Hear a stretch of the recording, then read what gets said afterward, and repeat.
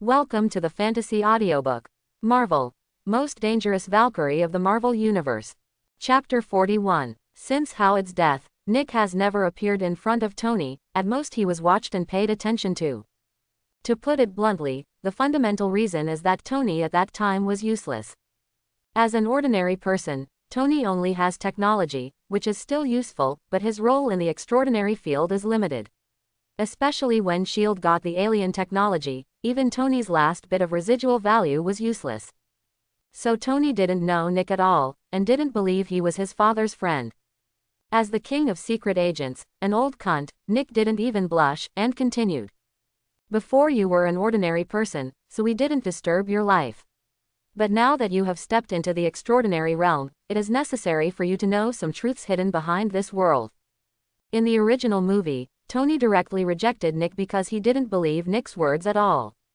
But now Tony has seen the scene of New York being flooded in the dream, and also knows from Master Zon Liuko that there is a supreme mage who can turn back time, and even himself has cultivated into a super bat. Therefore, he is still very interested in the extraordinary world that exists behind this world. And this relevant information is definitely not something that can be easily searched on the internet. Now an insider came to the door, and his genius-like brain only needed to turn a little bit, and he understood. So, your name's specialty bureau is the department in charge of supernatural affairs. To be precise, S.H.I.E.L.D. belongs to the United Nations World Security Council and is not under federal jurisdiction. We have law enforcement powers all over the world, and we also have branches in many places around the world. Oh, it's still a worldwide organization. Tony suddenly changed the subject and asked, then who will pay for it? Although Nick knew that Tony had always been unreliable, he was still surprised by his way of thinking outside the box. I was talking to you about how powerful S.H.I.E.L.D. is, how big it is, and how famous it is, but you ask me who is responsible for paying for it. Ah, part of it comes from the 5 permanent members, and the other part is raised by S.H.I.E.L.D. Self-financed. Understood. This kind of self-funding of departments is very common in the United States. For example, the CIA often uses business jets to do some smuggling business, and the military often transports some local products such as powder and ice from abroad to China. Yes, Tony is very familiar with this. Don't get me wrong, we have legitimate channels to raise funds. After all, the most lucrative business in the world has become legal. So, you broke into my residence today, just to win me over. But I'm a little worried, you can't afford my salary.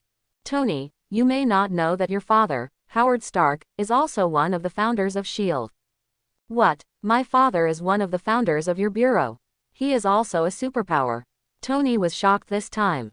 No, although he is not a superpower, many of his black technologies were more useful than superpowers at the time. He may have mentioned to you that he and Captain America were friends. In fact, his friends at the time were not limited to the United States. Captain alone. But after he died, I didn't meet any of his friends, except Obadiah, for more than 30 years. Until today, because you popped out of nowhere. Tony curled his lips and made a gesture of emerging from the ground with his hands. I'm sorry, Tony. But please understand that the extraordinary world is very dangerous, and we don't want you to be involved.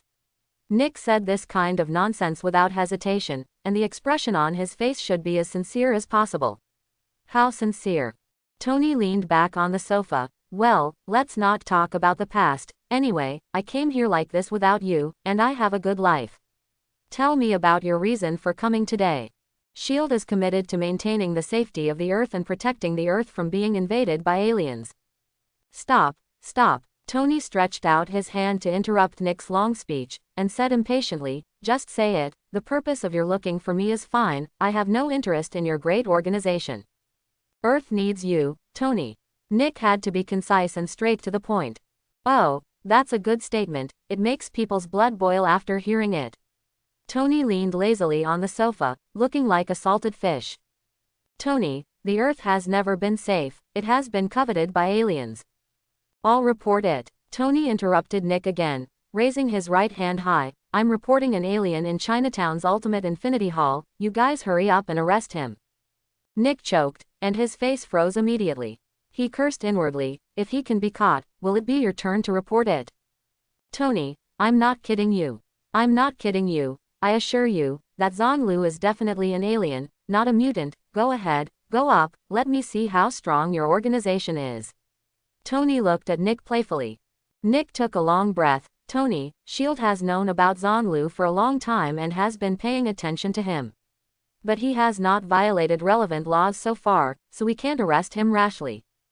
Then he joined your S.H.I.E.L.D. Not at all. That's it. As my master's eldest disciple, of course I have to maintain the same position as my master, and I can't just join any cat or dog organization. Tony, aren't you curious about the real world hidden under the world? Don't you want to know more about the truth of the world? Nick continued to lobby. As long as you join S.H.I.E.L.D., our internal database will let go of the authority for you, and you can learn the truth that is buried in the fog of history. Tony smacked his mouth, obviously a little moved. Speaking of the database, how did you break through Jarvis' firewall? Jarvis originated from Howard's original housekeeper, and when Howard originally conceived all this, he reserved the permission code, and I just got a copy from him. Real. Tony stared at him for a while, then finally gave up. I'm not used to working and living, I'm born a capitalist. He declined. Well, I don't expect you to come to work 9 to 5, but you can come as a consultant. I plan to form a team of all superheroes to cooperate and solve some major crises in the world. Sounds like going to the battlefield. I'm a civilian and will only provide logistical support. No problem. Fudge the person in first before talking, there is always a way to soften him in the future. Okay, it looks like I'm going to debut in a boy group too. Ha ha. Zhonglu was teaching his disciples when he suddenly heard a burst of wild laughter from afar.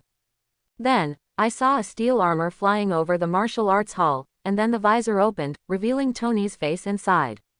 Master, there is nothing difficult about martial god. Look at me, it only took a few weeks to achieve it. Zhonglu said angrily. Tony, didn't you say that the one who flies into the sky is a Valkyrie? You make a broken iron shell and pretend to be a Valkyrie. Do you want to laugh at me to death? No, master, this armor of mine doesn't have the function of flying, it relies entirely on the rotation of the magnetic field to fly. Zhonglu carefully sensed it, and found that it was actually a magnetic field rotation. Roughly estimated, Tony's current magnetic field rotation realm should have reached the level of the 10th heaven. Mouth, isn't this nonsense? How did you do it?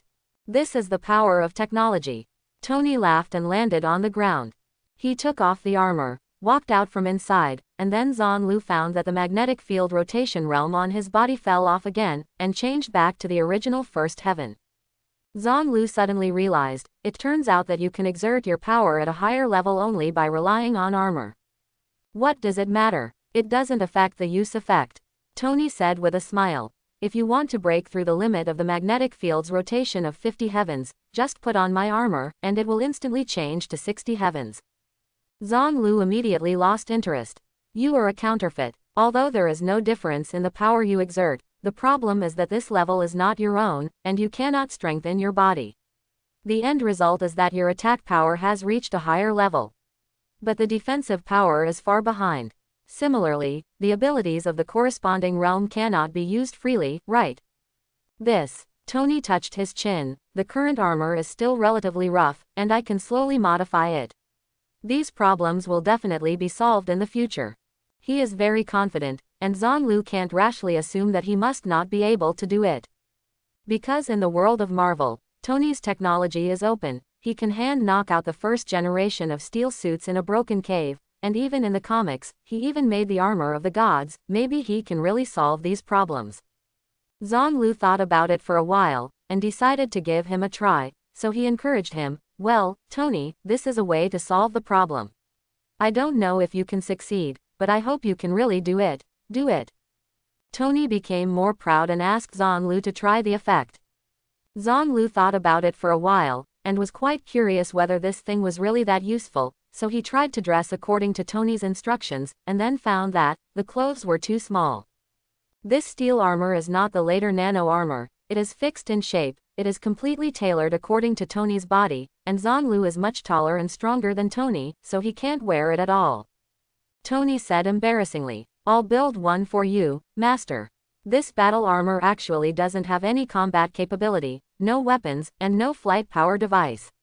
All the internal circuits are prepared to strengthen the magnetic field. This battle armor can not only improve the magnetic field rotation state of the people inside it at ordinary times, but also help people practice and speed up the progress of cultivation, so I named it the Strong Magnetic Battle Armor. For those who have practiced magnetic field rotation, this thing is a treasure, but for those who cannot rotate magnetic field, it is completely useless and worthless. The two were chatting, and suddenly there was a huge explosion sound from the city. Looking at the sound from the location of the martial arts hall, they saw a huge column of smoke rising into the sky, piercing the sky, and then they seemed to hear the sound of dense guns, sounded. A disciple ran to the rest area of the hall, turned on the TV, tuned to the local news, and saw, in the center of the TV screen, a huge Hulk was holding a car and waving it at random, as if throwing a toy, towards the helicopter flew away in the distance. The helicopter scrambled to avoid it, but its tail was still scratched, emitting black smoke, spinning and falling. In the distance of the camera, there are a brigade of military vehicles and tanks encircling and suppressing the monster, but those hot weapons such as guns hit the Hulk without pain or itching, and will only irritate him. Hulk's strength is directly proportional to his anger. The more angry he is, the stronger he is. Annoyed by the flies in front of him, he raised his head to the sky and screamed, bowed slightly, bent his knees and made a big jump, jumped into the air, and then sat down facing the tank position. With a boom, the tank under his feet immediately flattened, and a gurgle of plasma emerged from the gap, and the surrounding area where he landed was like an earthquake, and a wave of air rolled up, killing the surrounding tanks, overturned. The morale of the army collapsed immediately, and a group of soldiers threw down their weapons and ran away with their heads in their arms.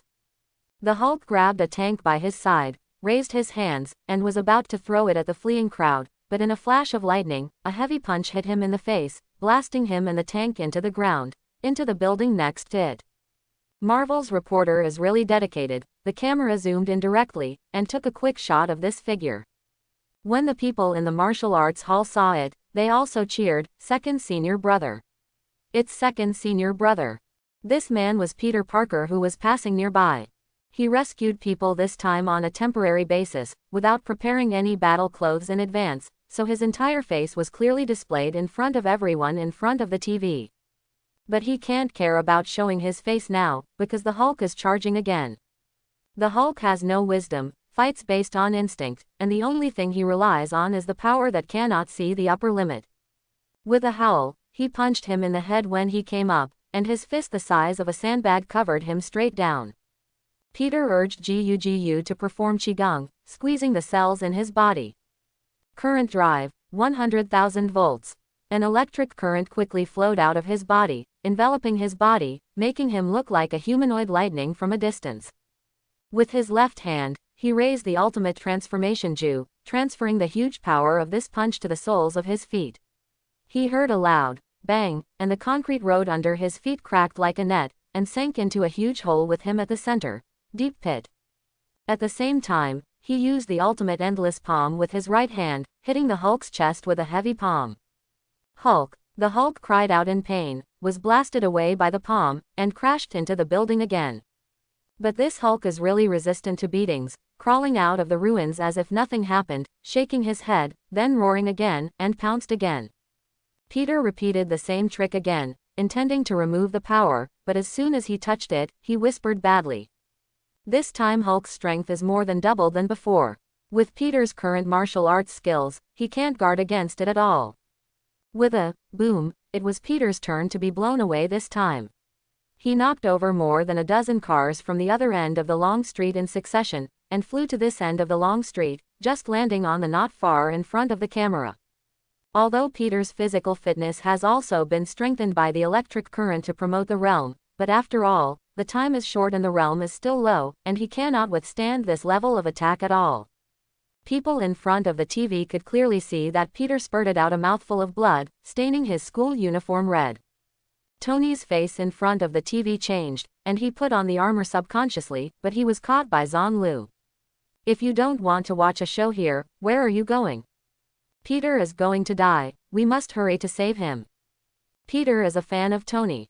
Although they don't meet many times, Peter's admiration for him is fully revealed, which particularly satisfies his vanity. So the relationship between the two people gets along very well. Now seeing his little fans in danger, his first reaction was to fly over to save them. Hee, didn't someone say that he would never go to the battlefield? Zhang looked at Tony jokingly. Now is not the time to talk about these things. Hurry up and save people. You fly fast, and that Hulk is definitely not your opponent. No, Zhang flatly refused. Are you fighting against me with Peter's life? Tony was in a hurry, and quarreled loudly at Zhang. Zhang was not angry at all, and said with a smile. Hee, that's right, you look like a big brother now, and you know you have to take care of your junior. But, Tony, you have to have some confidence in your junior. Who said that Hulk can beat Peter? Tony froze for a moment, turned his head to look at the TV, and saw that big green man was pressing Peter to the ground, punching him violently, causing Peter's blood to spurt wildly, almost turning him into a blood gourd. Is this what you mean by winning? The ultimate immeasurable Qigong is very powerful, but Peter now only has the current to push the realm, and it's only 100,000 volts, which is only at the level of ordinary high-voltage electricity. If the Hulk is so easy to deal with, the military will not suffer such a big loss. Zhang sighed, and reprimanded, Tony, you didn't take what I told you in class at all. Listen up, all of you, and I'll say it again. The core of our set of exercises lies in will, and between life and death, a person's energy is highly concentrated and their potential will burst out in an instant. A life and death battle can often let people's martial arts realm rise to the sky in one step and achieve a qualitative leap.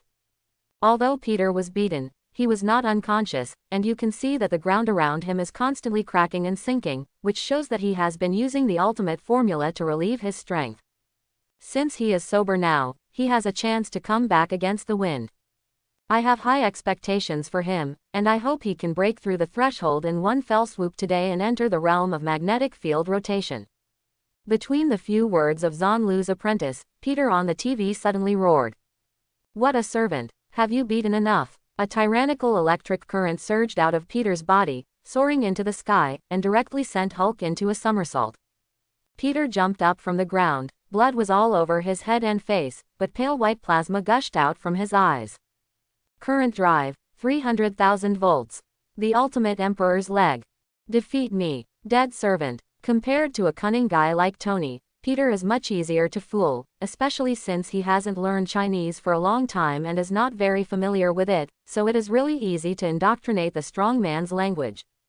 Under the circumstances of Zhang deliberate fooling, the strong language was regarded by Peter as a common modal particle in Chinese, and he learned it a lot. Hulk beat Peter violently before, and his anger has dissipated a lot. Now facing the explosive Peter, he is completely unable to parry. Hulk was kicked flying like a ball and crashed into the building next to him. The building was hit hard many times in a row, and the load-bearing pillars were almost broken, and it was on the verge of falling, and it fell to one side. In the building, there were already a large number of office workers. The incident happened so suddenly that the people on the lower floors had time to escape, but the people on the upper floors were all trapped. Now that the building collapsed, there was a burst of crying in the building. Hulk's vanished anger surged up again. He stretched out his hand and pulled down a load-bearing column from the side. Holding it in his hand, it was like carrying a piece of wood, and rushed up again.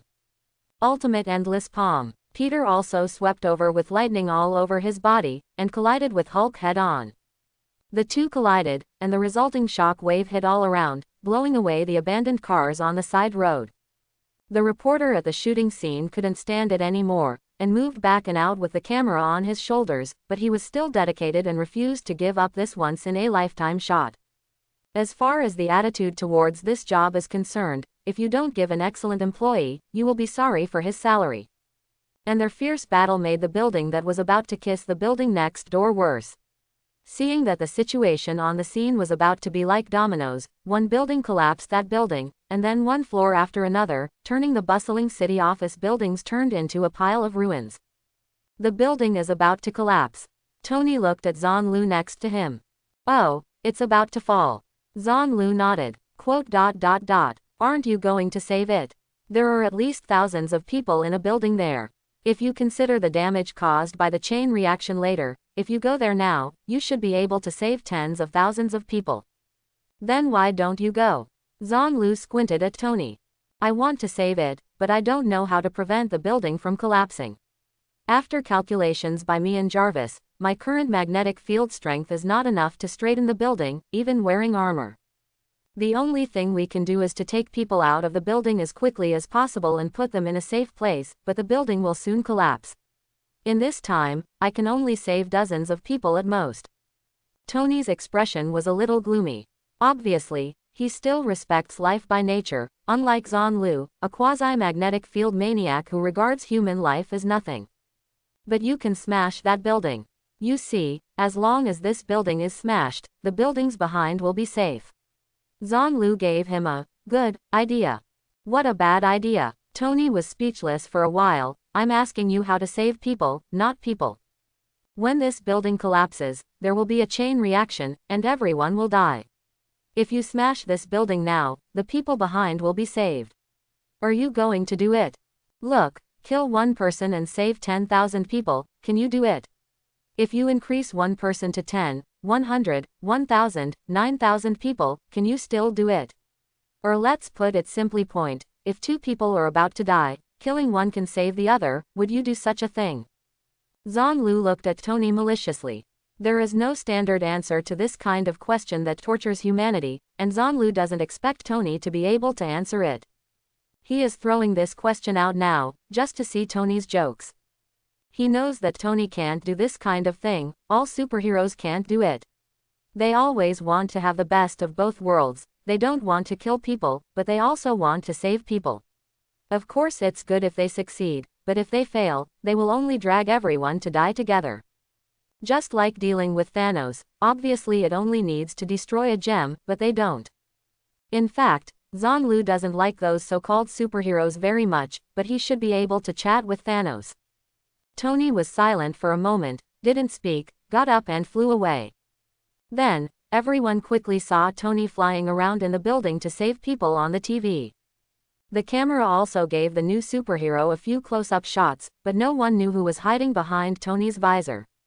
Soon, the camera moved back to the center of the battlefield, and the battle became more and more intense. Hulk, shut up, beat me, powered by electric current, 400,000 volts. The ultimate emperor's legs. Hulk's strength continued to increase with anger, and after Peter entered the fighting state, he also improved rapidly. The strengths of the two people continued to increase, and you overwhelmed me for a while, and I overwhelmed you for a while, over and over again, laying the foundation of this block again. They fought well, but the buildings around them couldn't hold on. Now that the chain reaction has occurred, the three buildings are connected and are falling towards the fourth building, and the fierce fighting is accelerating the process. Tony finally decided that if he didn't solve the big guy below, he couldn't save people with peace of mind. He swooped down and shouted, "Peter, you can't continue fighting here, or you will destroy the whole block. Take him out of the city." Peter was on the rise when he heard Tony's voice, so he calmed down and looked to the side, only to see devastation and ruins everywhere. As a high school student, he had never seen such a scene before, so he was stunned. On the battlefield, who could lose his mind in the slightest, was immediately punched heavily in the chest by Hulk, was immediately sent flying, and crashed into a building again. Hulk strode into the building, chasing and killing him, but this time Peter no longer confronted him head-on, but got up and fled, along the wide street, turned into lightning, and ran directly out of the city. Hulk was still angry. How could he let him escape? He roared angrily, and followed closely after him. As for General Ross, after getting the news, he immediately ordered the fighter planes carrying missiles to prepare to take off and attack the Hulk at any time. In the city before, they couldn't use missiles, so they suffered heavy losses, but outside the city, he firmly believed that there was no problem that the Jericho missiles could not solve. The products of Stark Industries Group are so trustworthy. Peter ran fast, and Hulk chased after him quickly. The two of them, one in front of the other, quickly left the city and came to the suburbs. Peter found an open place, stopped, and prepared to continue the battle with Hulk, but after stopping, he realized that he was a little dizzy, and his mouth and tongue were dry, which was obviously the result of excessive blood loss. If it was when the fighting spirit was in full swing, he would continue to fight, relying on breakthroughs again and again to stimulate his own vitality, which could greatly improve the efficiency of hematopoiesis, allowing him and Hulk to continue fighting without halfway sudden death. It's just that in the middle of the stop, the boiling fighting spirit slowly subsides, and the restless cells have subsided, and the injuries he suffered before are somewhat irrepressible. But now that Hulk has caught up, it is impossible for him to rest in front of the enemy. Seeing Hulk rushing up again, he could only grit his teeth and continue to exert his strength, desperately squeezing the cells in his body. Current drive, 500,000 volts. The ultimate formula, transform it for me. Amidst the bang, he finally withstood Hulk's blow, and poured all his strength into the ground, causing a sinkhole to appear on the scene.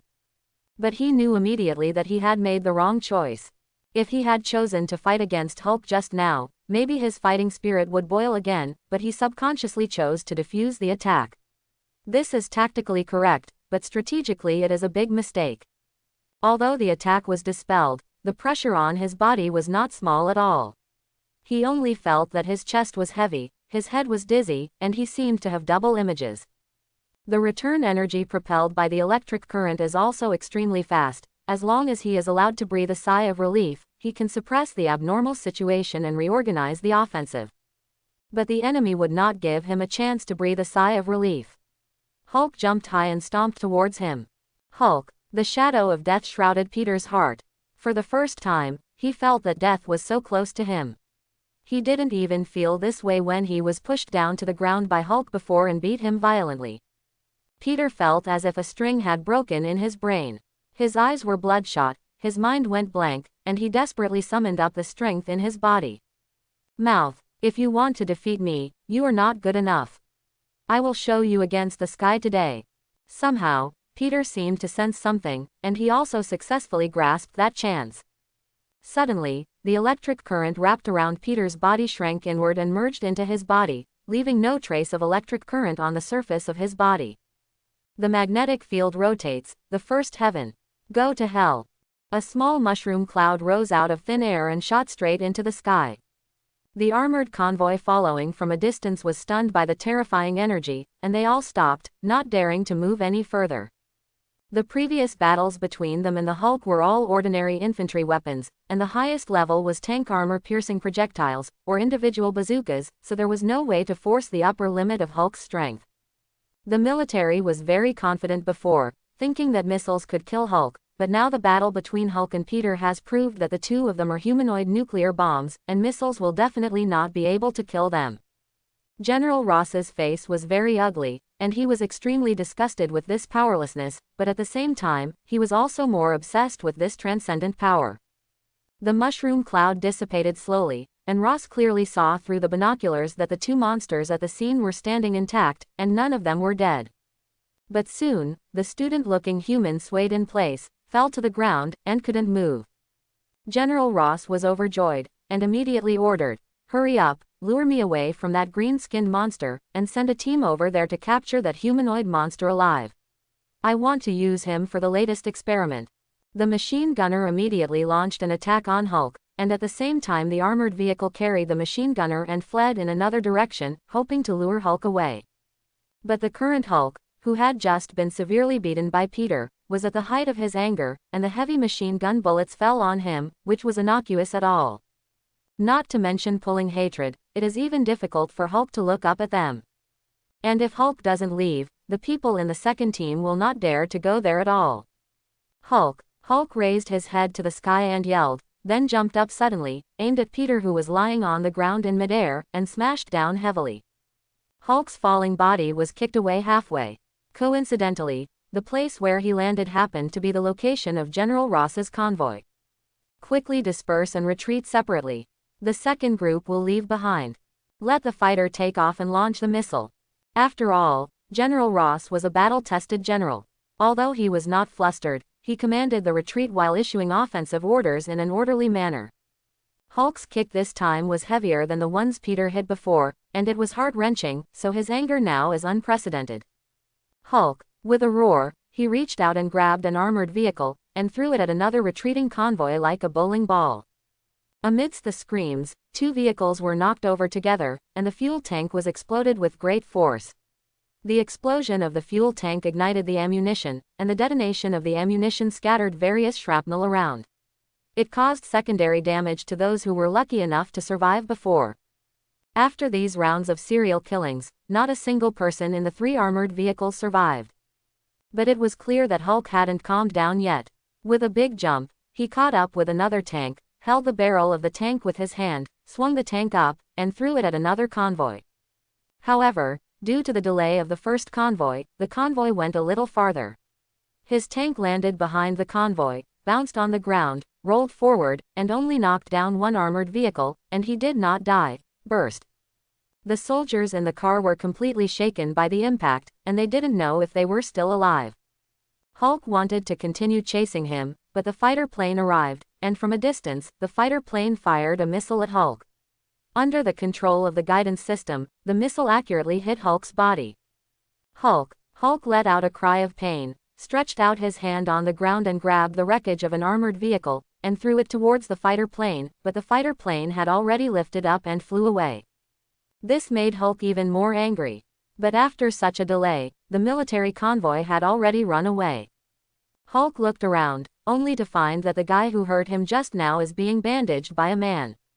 As long as someone lets him vent, he doesn't care who the other party is. Hulk, with a loud roar, he strode towards the opponent. Zhonglu had just done simple hemostasis for Peter, and then sent Qigong into his body to help him heal his injuries. Peter's injuries were indeed serious, with multiple bone fractures and massive blood loss, but these injuries were not fatal for a warrior of the magnetic field rotation level. He just needs to do first aid, don't let him die now, and then Peter can use his kung fu to slowly heal his injuries. Of course, it will definitely be faster if he is sent to the hospital for blood supplementation and first aid. He glanced at the Hulk who had come back with a big stride, and he also wanted to try, where is the limit of this Hulk?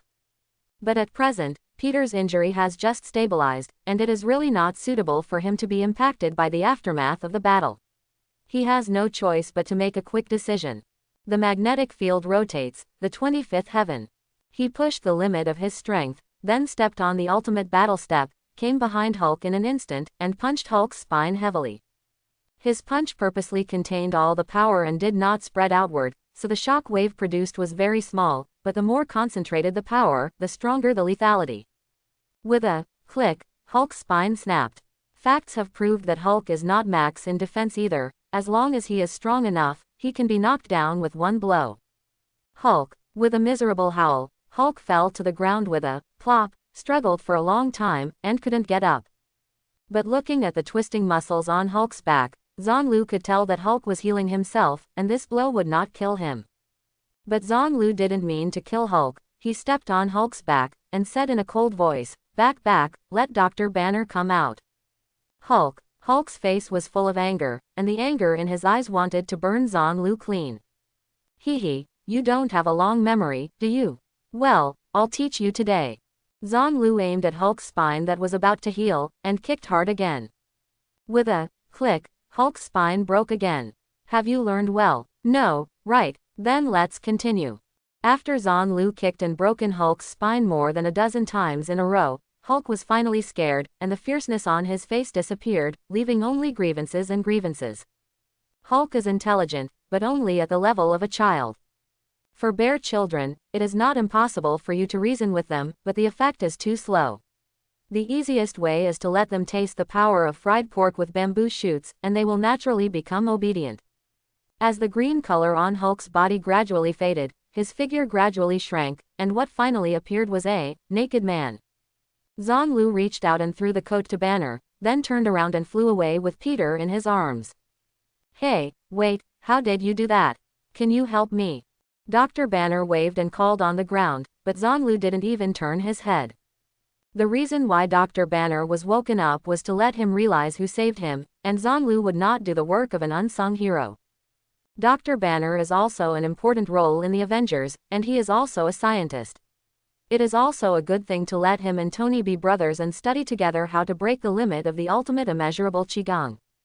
But Zhonglu will not force it, and being on the pole is not a business.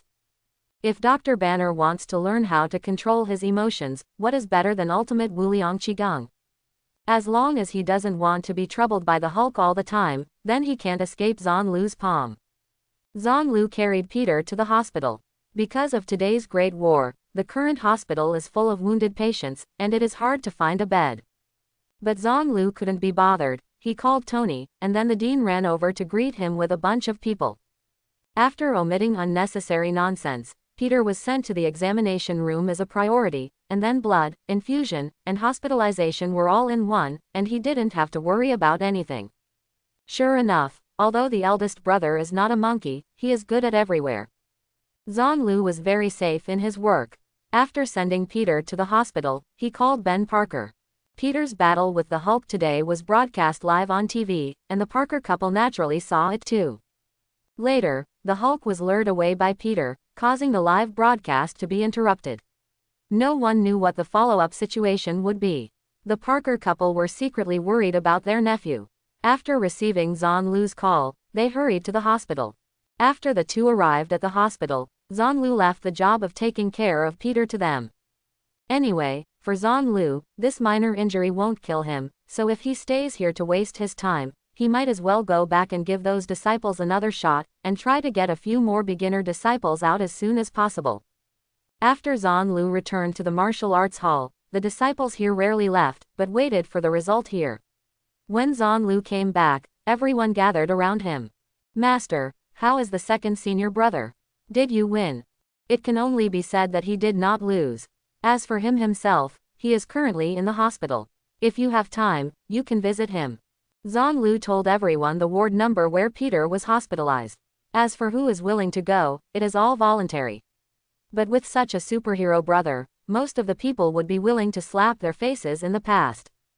Is the second senior brother actually so powerful? I couldn't tell from his shy look before. I heard that the second senior brother has only practiced for more than a month before getting started. This progress is too fast. Everyone chattered non-stop, expressing their envy and hatred for Peter's rapid progress. Of course, the one who was most shocked was actually Sharon Carter. She has been trained since she was a child, and she has endured a lot of hardships and sins before she became what she is today, and was accepted by S.H.I.E.L.D. as a subordinate. Although she is not an arrogant person, she has always been very confident, and she is definitely the best among the younger generation. No matter in terms of wisdom, perseverance, knowledge and skills, etc., she thinks she is not inferior to others. But now, seeing an ordinary high school student, after learning martial arts for a few months, unexpectedly turned into a Captain America-level Superman, this made her extremely unbalanced, and even gave her the feeling that she had gone astray in the past 10 years. She originally thought that this mission was an undercover investigation mission, but now she realized that it was clearly a welfare mission. She hesitated for a moment, but summoned up her courage and said, "Master, I want to move to the martial arts hall, is that okay?" Zhonglu didn't hide it from everyone. The magnetic field around him can accelerate the effect of cultivation, so everyone knows it, but everyone still has to work and live on weekdays, so there are almost no people who spend all day in the martial arts gym. Zhonglu glanced at Sharon, and flatly refused. No, only formal disciples who have entered the martial arts are eligible to enter the martial arts hall. Just kidding, if you want to seduce me as a teacher, in order not to let you fail in the mission, maybe the teacher will kindly agree, but looking at your little eyes, it is clear that you want to practice for nothing, so of course you must be a teacher. It's business. Sharon had a hard time and had no choice but to say goodbye and leave. After going out, she immediately called her uncle, Principal Coulson, and asked him to rent a house next to the martial arts hall. The magnetic field attenuates with distance, so if it doesn't work inside the hospital, it will be somewhat effective if it is outside the hospital. And her uncle, Principal Coulson, is currently visiting her good student Peter in the hospital ward. Peter is very popular now, and now the scene of him covered in blood and still fighting the Hulk has been repeatedly shown on TV. At the moment when the military was powerless and the entire army was wiped out, a hero was born out of nowhere, turned the tide, helped the building to collapse, was bathed in thunder and lightning, and resisted the threat of the Hulk even if he was beaten. Drenched in blood, he still did not retreat half a step, fighting to the end. In the end, relying on the existence of this hero, the terrifying Hulk was lured away. What's the plot? This is simply a Hollywood blockbuster. Kai Gugwo's individual heroism. In particular, the identity of this hero was also found out, and he was a student from Midtown High School. Like Superman at Smallwell High, Peter Parker has nothing wrong with Midtown High. As soon as the news was broadcast on the news, most of the high school students in the United States immediately became fans of Peter. Even the media gave Peter Parker the codename Thor. Thor, Peter Parker, sounds cool enough. As for a certain Tin Woodman who repeatedly rescued people back and forth between the building and the street, he became a small follower in the story of Thor. This kind of differential treatment made Tony very tasty, but who kept him from showing his face? Moreover, a Tin Woodman in armor and a Thor covered in thunder and lightning, which one has better special effects, more eye-catching, and higher traffic, do you still have to ask? After Tony cooperated with the firefighters to finish saving people, it was dark early. Tony had to go back to rest first, and visit Peter the next day. As a result, the next day, as soon as he arrived at the hospital, he found that the place was surrounded by 3 layers of reporters. If he wasn't Tony Stark, he wouldn't be able to get in at all. However, the hospital's security measures can only prevent some small newspapers and small websites, but it has no effect on those big media. Of course, it is also useless for a big capitalist like Tony. Tony entered the hospital smoothly and came to the VIP ward specially prepared for VIPs. For the sake of the patient's health, this floor is usually relatively empty and the environment is very quiet, but today, this quietness has been broken. In the corridor, reporters from various media are lined up, camera equipment is fully arranged, and is everywhere. Seeing Tony's appearance, the idle and boring reporters rushed forward like sharks smelling fishy, and asked in one go. Mr. Stark, are you hospitalized here too? What's wrong? Mr. Stark, do you have Shing disease? Is it serious? Mr. Stark, do you have AIDS? How long can you live? The more these guys asked, the more outrageous they became, but Tony was already familiar with dealing with them. He shook his finger and warned. If you want news, you can contact the press officer of the Stark Group. Anyone who speaks indiscriminately will be sued. Now, obediently get out of the way. The lawyer's letter warning in the United States is different from that of a certain country. Litigation in the United States is a very expensive matter. People who often lose the lawsuit are not because of conclusive evidence, but because the lawsuit drags on for too long and leads to bankruptcy and cannot afford the lawyer's fee. If you don't have money, you won't have a good lawyer. If you don't have a good lawyer, you can't win a lawsuit, and if you lose a lawsuit, you have to go to jail. A big dog like Tony has kept a large number of lawyers all year round, and whoever is said to be sent in will be sent in. Tony certainly doesn't care about reporting gossip or something on weekdays, but anything he doesn't want to see will never appear in the media. In the ward, Peter was being interviewed by the Daily Bugle. This interview is very important to the newspaper, so editor-in-chief Jonah Jameson came here in person. He was also very surprised when he saw Tony come in. He got up and said, "I'm really surprised that I can see you here." Before Tony could retort, the quick-talking Peter revealed Tony's old background.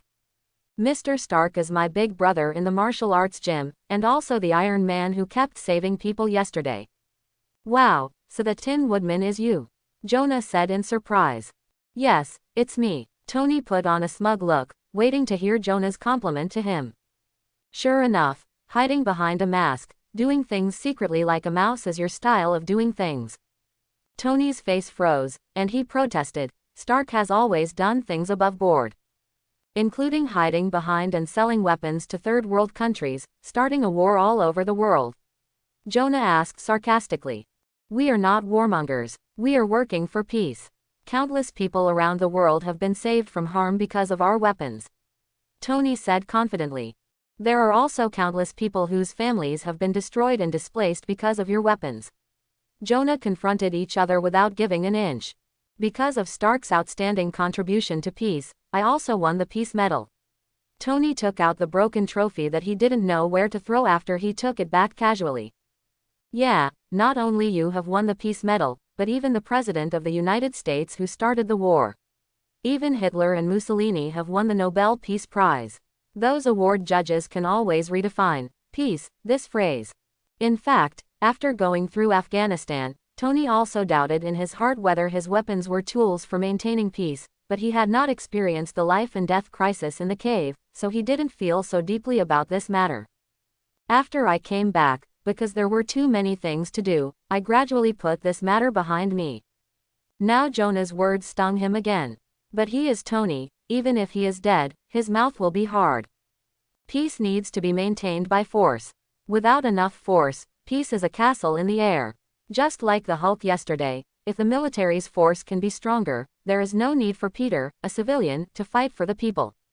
Speaking of Peter, Jonah remembered today's protagonist, and hurriedly turned around to apologize. Peter, you are a hero, you deserve the treatment a hero deserves, flowers, applause, honor. The Daily Bugle will do our best to help you, and we will always be your backing. Ah, thank you for your compliment, Editor-in-Chief Jonah. Actually, I never thought of being a hero. Peter shyly touched his head and smiled shyly, but he was almost becoming a muscular man now, so this kind of behavior was somewhat contrary. Jonah threw Tony aside and ignored him, sat back in his seat, and continued the interview. You are a brave man. You dared to stand up and face that huge monster. Even though blood spurted wildly, you still did not back down. There is no doubt, Peter, you are a hero. Actually, I didn't want to be nosy at first. It's just that the gift I carefully selected for Sharon was swept away by the wave of that big guy. So, when my brain got hot, I jumped out. So it's the power of love. Jonah felt more fond of Peter after hearing it. He could tell that Peter was a good boy. Perhaps at the beginning, your original intention was not to save people, but your behavior objectively prevented that monster from hurting more people. And later, when you faced a strong enemy, you didn't back down, but insisted on resisting. Peter was even more embarrassed. He rubbed his nose and said with a wry smile, Ultimate Wuliang Qigong may affect people's brains and make people warlike. When I started fighting, I was very enthusiastic and completely forgot about things other than fighting. At that time, all I could think about was defeating the enemy. That's because your level is not high enough. Look at me, I've been so calm all the time, and I don't mean to be belligerent at all. Tony was left out by the side, and his heart was extremely unbalanced, so he interjected to make sarcastic remarks. After you reach the realm of magnetic field rotation, you should be able to control your emotions. Tony said slightly flamboyantly. Ah, it seems that I have reached the state of magnetic field rotation. Peter said, stretching out a finger, manipulating the cup on the table to fly around. It turns out that the magnetic field is really rotating. Tony exclaimed, it turns out that fighting can really advance quickly, and what Master said is true. Of course what Master said is true. Didn't you also advance in the battle in Afghanistan? Ah, well, of course Tony was embarrassed to say that he was frightened by his own missiles and thought he was going to die, so he advanced in a hurry. Sorry to interrupt, listen to what you mean, your superpowers are obtained through learning. Not some kind of genetic mutation, or caused by experiments? Jonah asked in surprise. Tony turned his head away arrogantly, unwilling to talk to him, but Peter answered his question obediently. It's true, we are all formal disciples of the ultimate infinite sect. After getting started, we can control electric currents. This is not a superpower, but a kind of qigong. Oh, God, he turned to look at Tony, this kind of guy is okay. Tony glared at him unhappily, but still flauntingly pulled out an electric snake in his hand and played with it. Jonah looked dumbfounded. You reading www. Uakanshu.com made Tony feel better. This is a discovery that shocked the world. Jonah suddenly realized that this news was far more shocking than Thor. It is the dream of many people to allow ordinary people to cross the boundaries of ordinary people and control supernatural power. And as the publisher of this news, he, Jonah Jameson, will surely go down in history because of this. Any Pulitzer Prize is easily available to him, and it will make everyone feel unfair if it is not awarded to him. Under his leadership, the Daily Bugle will surpass all other major newspapers and become the most famous newspaper in the world. However, soon, his ambition was shattered, and he was strangled to death by a black bald guy who just came in. FBI. The bald man took out a certificate and waved it in front of Jonah. Editor James, I regret to inform you that some of your report needs to be cut due to certain national security issues. Tony looked coldly at the black marinated egg who was bluffing there with the FBI ID, but he didn't expose him. He doesn't like black stewed eggs, but he hates the editor-in-chief with a bad mouth even more. You can't do this, we have freedom of speech. Jonah protested loudly. Nick didn't waste his saliva at all, he took out a mobile phone and handed it to him. Your boss is online, you can protest with him. Jonah picked up the phone and quarreled loudly with the other side, but in the end, there was no doubt that the newspaper owner won. He returned the phone to Nick angrily. You guys are committing a crime. It's illegal. Nick ignored him at all. The Daily Bugle can report on Thor and Iron Man, but you are not allowed to mention a word about Ultimate Wuliang Qigong. After dismissing the annoyed Jameson editor-in-chief, the black marinated egg turned to look at Tony. Why are you still here? I'm waiting for you to thank me for not revealing your false identity. Tony raised his eyebrows. Then thank you. This is my real identity, and I can have dozens of similar real identities, with all occupations. Nick didn't mean to blush at all, and stared at Tony with burning eyes, as if trying to make Tony back away with his eyes. However, Tony's skin was thicker than Nick's, and his skin seemed to be glued to the chair, motionless. So, are you planning to trick my little junior brother into joining your boy group? It's a great thing for you brothers and sisters to study and work together. No, it's not good at all. Peter is a kid, he hasn't finished high school yet, so I'll report you for child labor.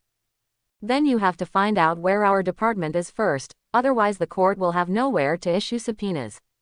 I will. Seeing that he couldn't drive Tony away, Nick had no choice but to start fooling Peter in front of him. But the problem is that the current Peter is not Spider-Man, nor has he been poisoned by, with great power comes great responsibility. Peter now just wants to be like an ordinary person, study, fall in love, work, get married, and live happily ever after. From this perspective, he and Clark Kent are still very similar. Nick wasted a lot of saliva before finally getting Peter to agree to be a part-time consultant like his idol, Mr. Stark. Nick left contentedly. Not only did he recruit a powerful thug for his Avengers, but he also got good news from this thug. Peter is courting his junior sister, Sharon Carter, and is fighting because the gift was destroyed. This is information that was not obtained from agent number 13. Why didn't she report it? Is it because you think things are too small to be worth mentioning? Or is it because she was tempted? Nick likes agents who have a bond, which means a weakness that can be exploited and easily controlled. This lead deserves attention, and Nick decides to make Coulson pay more attention to his niece. Of course, this is just a trivial matter. The most important thing is to prevent the military from being stupid. The previous Hulk incident caused the military to be blamed, and General Ross, who was in charge of the incident, was also under greater pressure. But the sudden appearance of Thor Peter Parker turned the situation around. If the compulsory military system had not been abolished now, I am afraid that General Ross would personally go to the hospital to conscript Peter into the army. But even so, the military is very jealous of Peter's abilities. Similarly, the relationship between Peter Parker and Tony Stark, as well as the alien Zon Lu behind them, have also surfaced. In fact, the military had seen Tony's abilities in Afghanistan before, but the opponents at that time were too weak. They were all a group of terrorists, and the military could push them flat with ordinary soldiers and hot weapons, so it couldn't reflect how strong Tony was. Therefore, after considering Tony's identity and social network, the military temporarily put aside its coveting of Zon Lu and his martial arts school. But the appearance of Peter, the god of thunder, made the military's greedy heart no longer restrained. Peter's information is very clear, just look it up. An ordinary high school student, just because he practiced ultimate boundless Qigong, and after a few months, he was able to fight a terrifying monster like the Hulk. Although he lost in the end, he was still eye-catching enough. So, after a group of generals held a meeting to discuss, they decided to bring Zon Lu, an outsider, under their control. This is something that S.H.I.E.L.D. cannot allow, not only S.H.I.E.L.D., but also Snake and S.H.I.E.L.D. Nick didn't tell anyone about the matter of going back in time before, and it didn't stay in the file records, so the Snake S.H.I.E.L.D. Bureau only knew that Nick was not allowed to provoke Zon Lu at will, but they didn't know what was special about this person. But this time, as soon as Peter appeared, almost all organizations, large and small, would investigate Peter, and Peter's simple resume immediately exposed Zhang Lu. Snake and S.H.I.E.L.D. immediately issued an order to S.H.I.E.L.D. through Director Pierce, that Zon 6 should belong to S.H.I.E.L.D. Nick couldn't tell because he couldn't explain to Pierce that Zhang Lu was a thorn in his side. Moreover, in the current situation, even if S.H.I.E.L.D. does not act, the military and other organizations will never let it go. Therefore, in order to prevent Zhang Lu from killing, he must also include Zhang Lu in the name of S.H.I.E.L.D., even in name only. At least, he had to do this before gaining the ability to fight against the development of 6. He has always known the location of the New York Temple of the Supreme Master, but he has never been able to find it. The cameras arranged around it seemed to be useless, and no one was captured. Of course he didn't know that the mages used the space door to walk. They didn't walk through the main entrance or the street at all, and no amount of cameras would help. Generals, you should all know the terms of reference of S.H.I.E.L.D., and all matters involving aliens are all in charge of S.H.I.E.L.D. Facing a group of generals on the other end of the video call, Nick reads at www.uakanshu.com began to blow the air. According to the information I sent to you just now, everyone should be clear that Zhang Lu, an outsider in his martial arts gym, have always been under the supervision of S.H.I.E.L.D. Moreover, thanks to the hard work of S.H.I.E.L.D., the outsider has no malice towards the Earth. But the generals present here are all veterans, how can they be fooled by him with a few words? Nick, you should know how important this person's ability is to the Federation. I'm being blunt, your family can't eat such a big cake. However, Nick has long been prepared for this. He is also an old politician, and he is still very clear about how to deal with politicians. Of course, in fact, S.H.I.E.L.D. does not intend to monopolize it. S.H.I.E.L.D. allows you and the organizations behind you to send soldiers to the martial arts hall to learn from masters. S.H.I.E.L.D. promises that it will not set up any obstacles in the process. As long as Zhang Lu is willing to teach martial arts, anyone can learn. However, considering Zhang Lu's limited energy, too many disciples will affect the teaching effect, so each organization is limited to one person, and must first report to S.H.I.E.L.D. The generals didn't know that Zhang Lu had the effect of speeding up his practice, so they didn't think there was any problem with this condition. As for martial arts, wouldn't it be good if you learn it and then spread it to the entire army? Nick, on the other hand, used information asymmetry to fool the generals. As for the fact that they spread martial arts privately and violated the sect's rules. Presumably without the acceleration of Zhang Liu's magnetic field, there may not be an entry in a few years. It will be a few years after the news leaks. By then, S.H.I.E.L.D. may find a way to check and balance Zhang V. If it doesn't work, just suppress these generals and help Zhang Lu clean up the door when Zhang Lu starts his attack. Peter Parker became famous in the first battle, which is simply a live advertisement. Not to mention that the existing disciples practiced harder, it also brought a wave of new apprenticeships. This is the wave of student apprenticeships after the wave of model apprenticeships set off by Tony last time.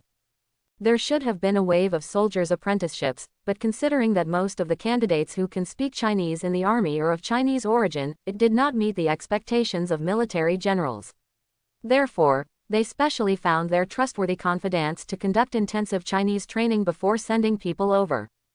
After Peter was discharged from the hospital, he brought over half of the school's students that day. The crowd was so crowded that even the martial arts gym could not hold it. However, after filtering through the Chinese level, there are only a few kittens left. Many students who felt that they had a good relationship with Peter refused to leave around Peter, hoping to get the opportunity to join the martial arts gym through Peter's donation and education. But on this point, Peter was powerless, and in the end he moved out the almighty elder brother. Mr. Stark also succeeded in becoming a teacher after he learned Chinese. In this regard, it is impossible for you to be richer than him. Sure enough, as soon as Stark was mentioned, all the students withered, and had no choice but to leave angrily. Sure enough, although the eldest brother is not a monkey, he is good at everywhere. Fat Ned took Peter's hand pitifully, and continued to beg. Hey, brother, we are buddies here, can't you really accommodate with your master? Well, Ned, I'm actually quite curious, you are obviously Chinese, why can't you speak Chinese? That's a good question. I'm obviously Chinese, so why can't I speak Chinese? Ned blinked his eyes and said, it's useless for me to learn Chinese before. Everyone around me only speaks English. The Chinese is useful now, but you can't. This tells us a truth: if you are not prepared, even if the opportunity comes your way, you will not be able to grasp it.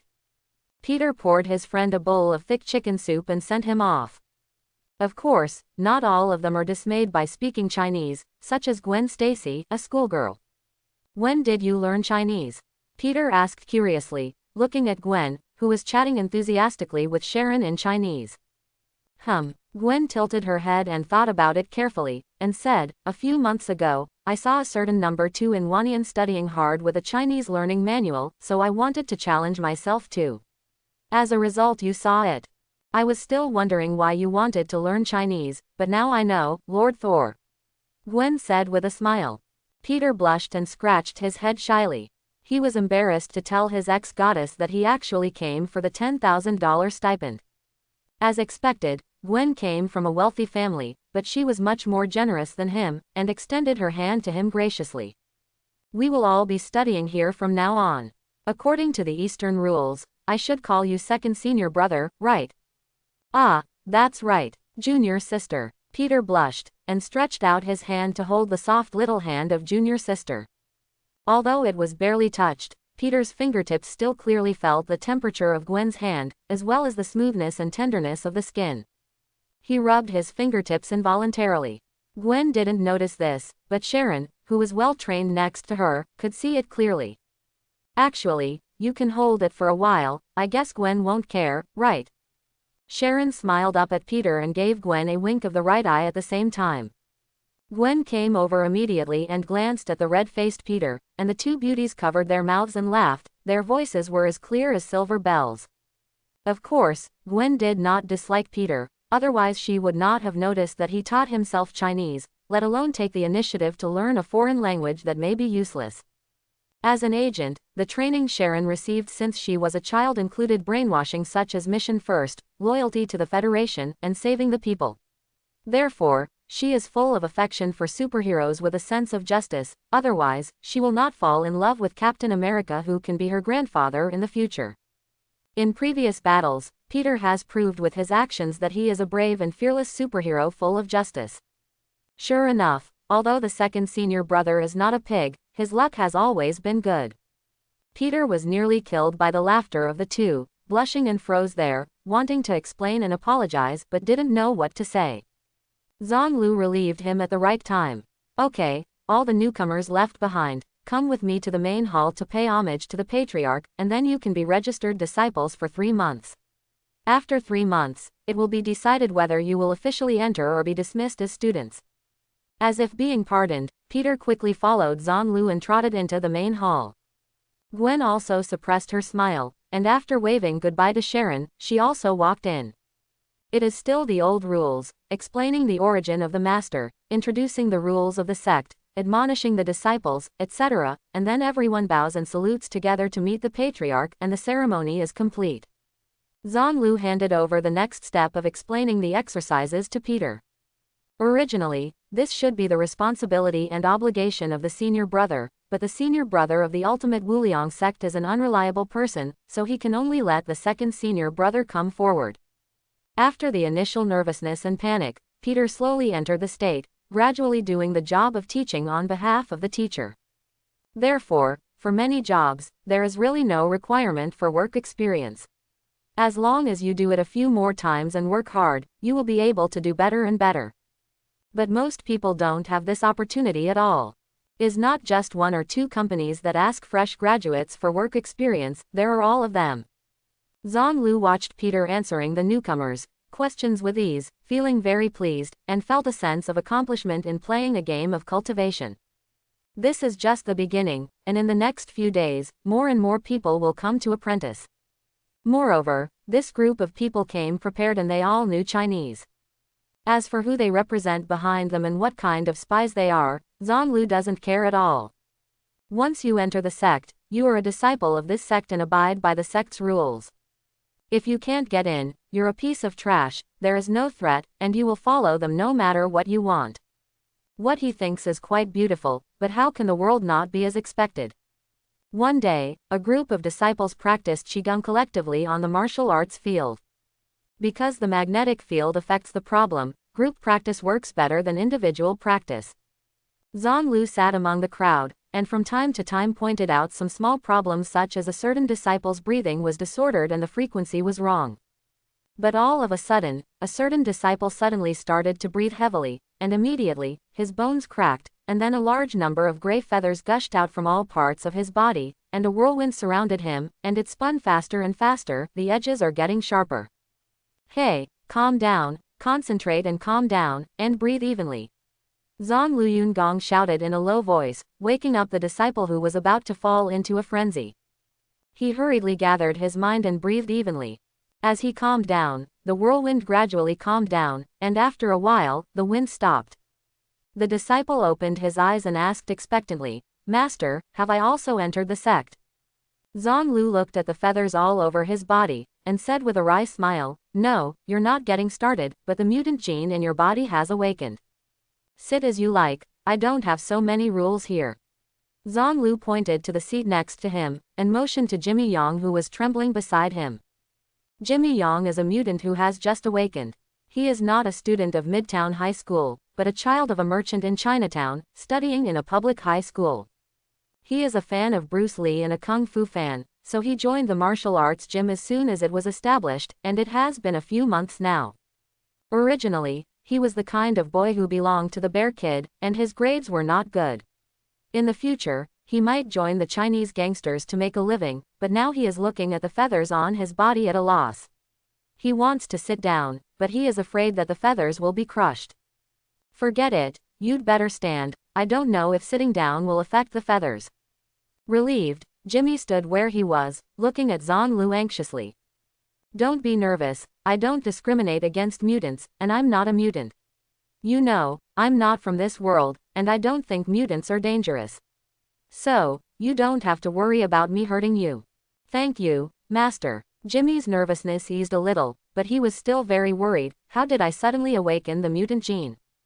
I'm not sure about this either. However, in principle, anyone can awaken the mutant gene. It's not that many people don't have the mutant gene, but that their X gene is recessive. When it is time, it is possible to transform the recessive gene into a dominant one, and then awaken it. What's your ability? Manipulating the wind. Zhang Lu was curious as he saw mutants for the first time. Ah, it should be. Jimmy stretched out his hand, and a breeze appeared on his hand. When he shook his hand, the wind suddenly turned into a sharp blade and shot out, cutting a shallow mark on the table next to him. That's right, you can control your ability just after awakening. Although it's still a little weak now, it should be able to become stronger through scientific training in the future. Zhang Lu nodded approvingly. I don't know what's going on, I feel that controlling this wind is quite simple, much easier than practicing ultimate Wuliang Qigong.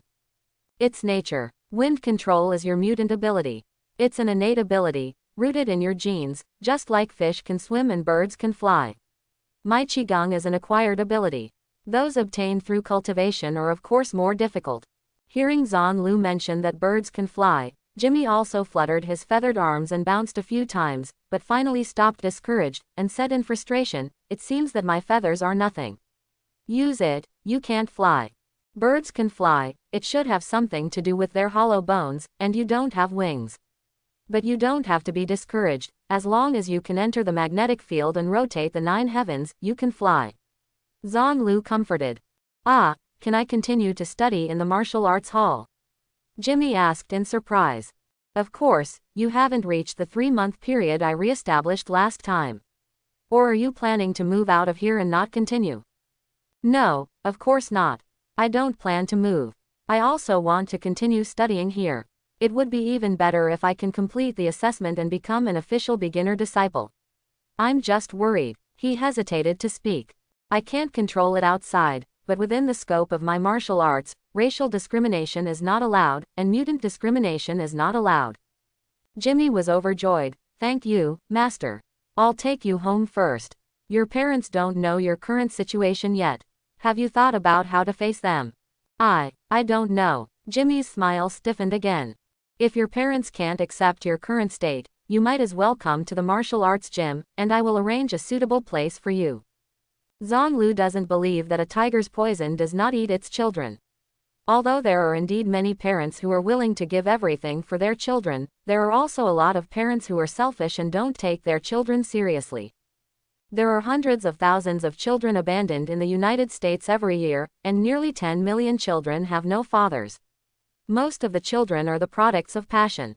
Even if the parents are perfect, they may not all love their children. Parents all over the world can give birth to children without a research certificate. What a terrifying thing this is. Zhang also doesn't know what kind of people Jimmy's parents are, but Marvel's comics related to mutants have related plots of parents betraying, abandoning, and betraying their children because of mutant children.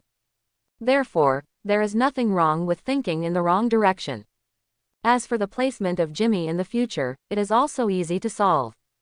If Jimmy can get started within the 3-month period, he will naturally live in the martial arts gym. If not, he will throw it to Professor X.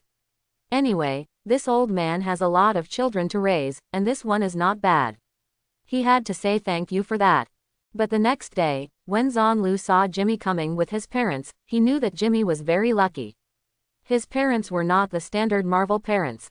Although they still have some fear of mutants, this fear has not overshadowed their love for their son.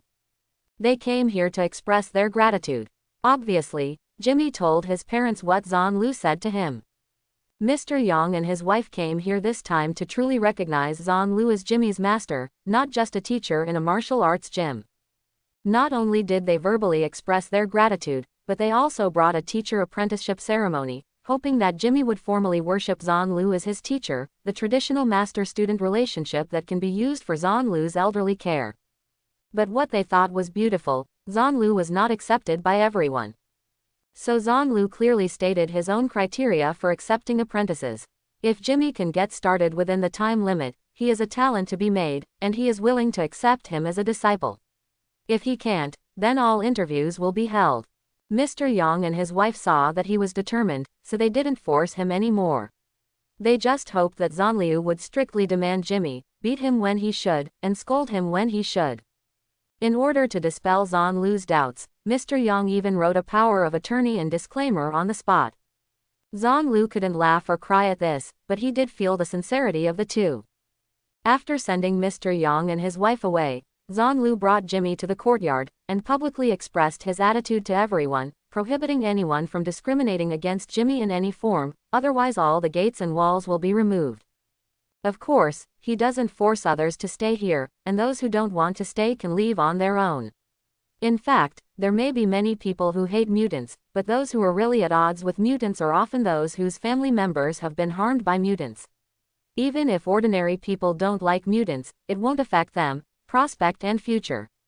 A small turmoil disappeared, but a few days later, he received an invitation letter signed by Charles Xavier. Chapter 51. Nice to meet you, Mr. Zahn. I thought you would come by car. Professor X was sitting in a wheelchair, pushed by Jean Grey, and greeted Zhang at the gate outside X Academy. Behind him stood 3 X-Men, Cyclops, Jean Grey, and Storm.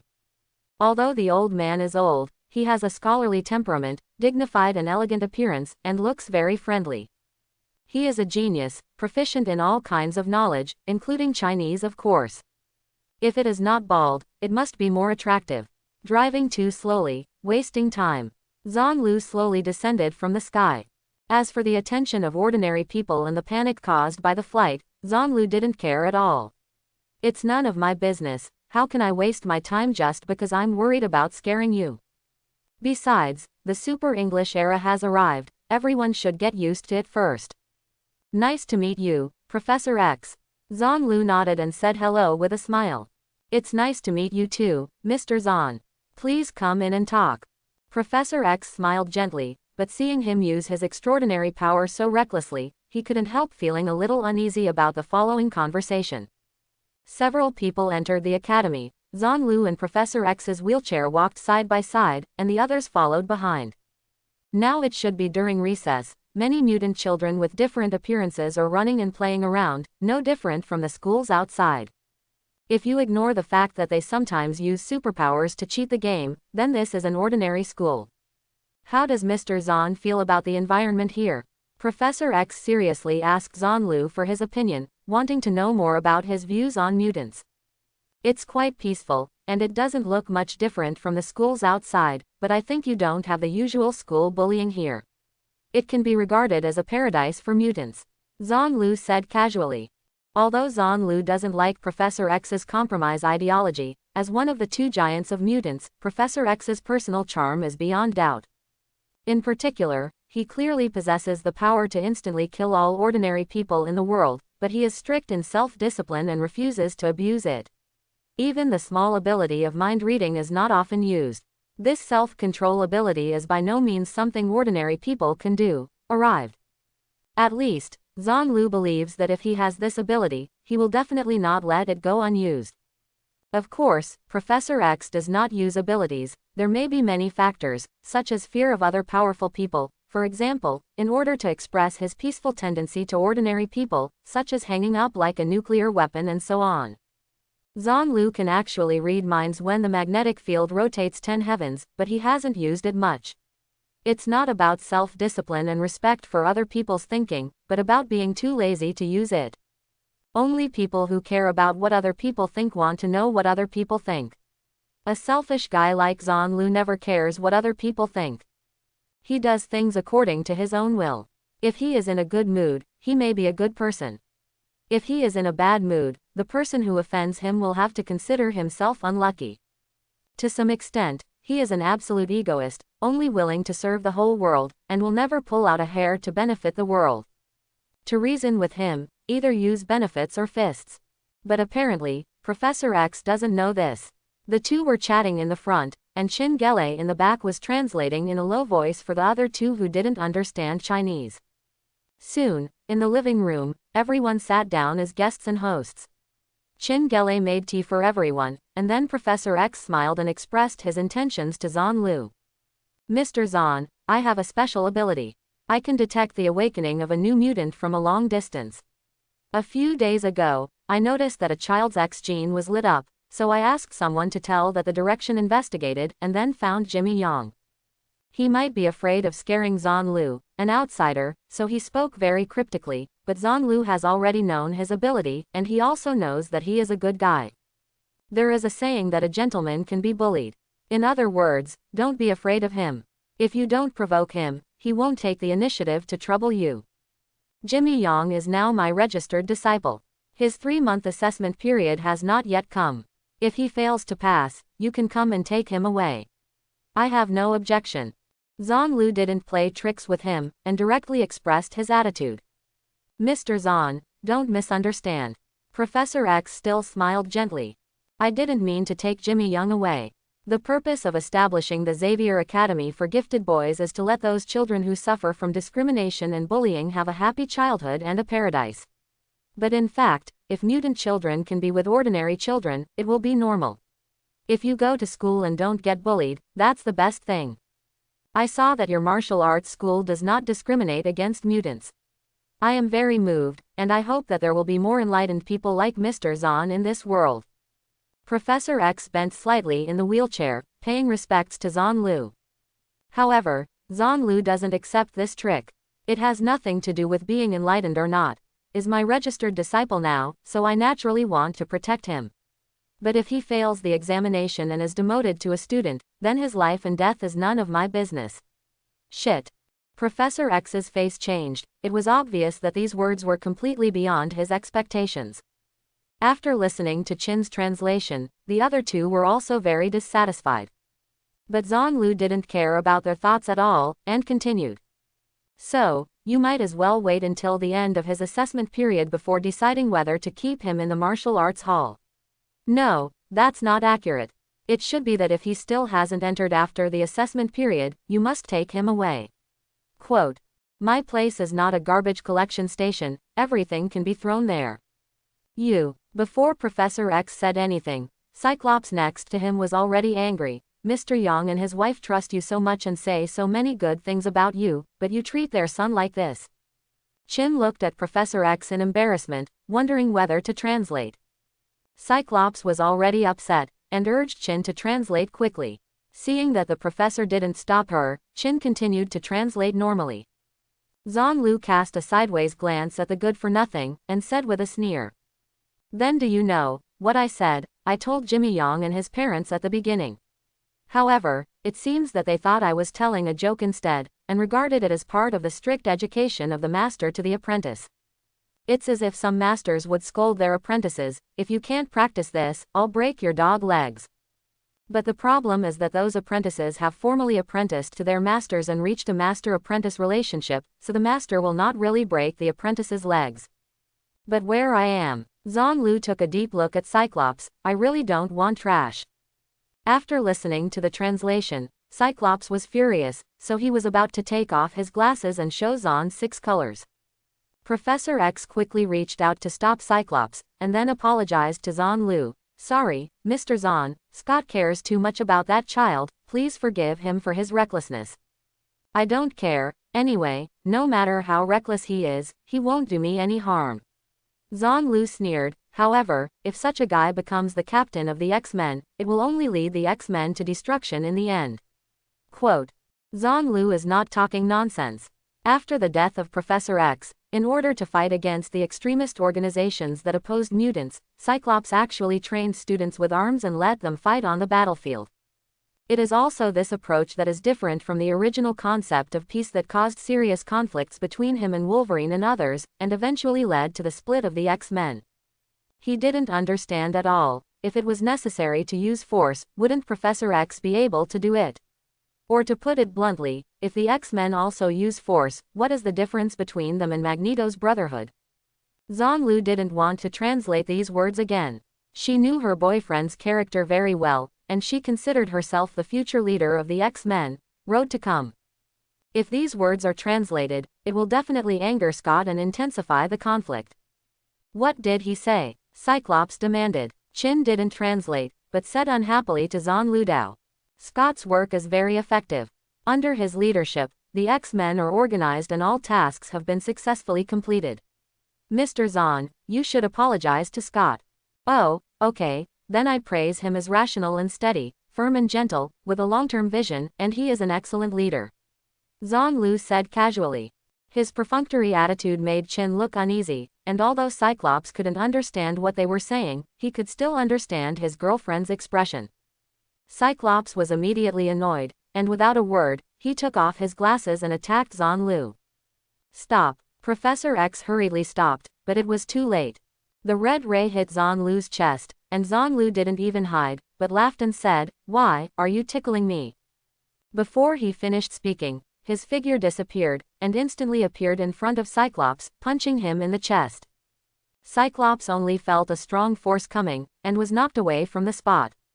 Amidst the loud bangs, Cyclops was like a bowling ball, piercing through several walls in a row, and the rays of his eyes shot everywhere as he rolled, and it was unknown how many things were chopped up.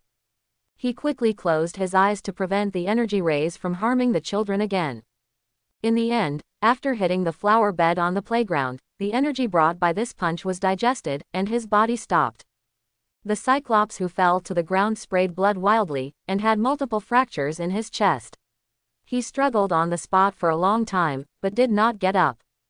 The children on the playground were all stunned, and then one child yelled, "Enemies are invading. Run!" The children immediately fled in all directions like a frying pan. In order to escape, some strong children had already panicked. They instinctively pushed down the weak children in front of them, stepped over their bodies, and rushed into the room. Many of the children who were pushed down were sitting on the ground, crying loudly. To make matters worse, with the emotional fluctuations, many children's abilities were out of control again, and various abilities were scattered everywhere, adding a lot of chaos to the scene. Although Professor X was in the room, he could see everything outside very clearly, so he hurriedly spoke out to comfort the children. There are no foreign enemies, children, don't panic, it's just a small mistake, calm down. On his side to appease the child, he couldn't stop the other X-Men from attacking Zhonglu. Although Cyclops is not a very good person, he is Chin Gele's boyfriend, so he was sent flying, and Chin Gele was the first to strike. Chin Gele is the host of the power of the Phoenix. If she can use the power of the Phoenix freely, Zhonglu will naturally not mess with her now, but she cannot control the power of the Phoenix. In this case, Chin Gele can only be regarded as an ordinary mind master. As soon as Chin Gele stretched out her hand, Zanlu felt as if a heavy blanket was covering her body. As for the impact, it was equivalent to wearing 2 extra clothes. Then she hooked her finger, and the steel bars on the overturned chair twisted and twisted like twists, winding from Zanlu's feet to his legs. At the same time, Storm also made a move. As soon as she stretched her hand upwards, the sky was immediately covered with dark clouds, and the sky turned cloudy, and the clouds gradually thickened, and there was a faint thunderstorm inside. Hee, is this planning to use thunder to deal with me? Zanlu said with a sneer. Do you know that the most popular thunder god in the Federation is my apprentice? As soon as Zanlu took a step, he came to Chingele. The so-called steel bars are not much stronger than silk threads, and they immediately broke inch by inch, which did not cause the slightest hindrance to him, and the heavy pressure on his body was even more useless. Chingele burst out with thoughts, and sprayed forward, intending to push Zanlu away and distance him, but Zanlu raised his fingers and tapped lightly, just like smashing glass, smashing the oncoming wall of thoughts up. Storm Girl rushed to help, and a thunderbolt appeared above Zanlu out of thin air, hitting him heavily, and then, he absorbed it. With a wave of Zanlu's palm, Chingele followed her boyfriend and vomited blood on the side. Then follow in his footsteps, is Storm. Zanlu did not continue to chase, but returned to his original position and sat down. Just kidding, if he dared to chase and kill him, Professor X would dare to attack him. At present, he still doesn't know how to deal with Professor X's psychic attack, so enough is enough. Professor X saw that he had stopped, and that although Cyclops and the other 3 had broken a few bones, their injuries were not fatal, which showed that Zanlu had a sense of proportion in his strikes, so he gave up the idea of making a move. He concentrated on guiding the students to calm down and go back to the dormitory to rest. At the same time, he arranged for some older students to treat the injured Cyclops and the other 3. Zanlu sat in his original position and said to himself, Tony should really come over and take a look. This is what happens to remote occupations when they are approached. Still elegant, HMPH. He drank his tea slowly, and after a while, Professor X finally settled the matter, and then apologized to Zanlu with a wry smile. Mr. Zahn, I want to apologize to Scott for their rashness just now. Zanlu sneered and said, to start a team battle without a tank, this is the level of the X-Men. I said that Cyclops is a waste, and I was not wrong at all. Professor X didn't know how to answer this kind of words at all. Indeed, if there is a melee fighter like Wolverine, although the final outcome will not change in any way, at least the loss will not be so ugly. Although Wolverine's attack power is weak, but his defense power or vitality is extremely strong, and Zanlu is not sure that he will be able to kill him. If Zanlu doesn't want to waste time on him, the best way is to bounce him away first, then cut to the back row and go directly to the flying dragon to ride the face, and kill the long range first. In fact, Professor X must be dissatisfied with the X-Men in his heart. After all, his philosophy is to solve problems through peaceful means and to quell disputes through dialogue. But even though his subordinates agree with his ideas, they always want to use force to solve problems.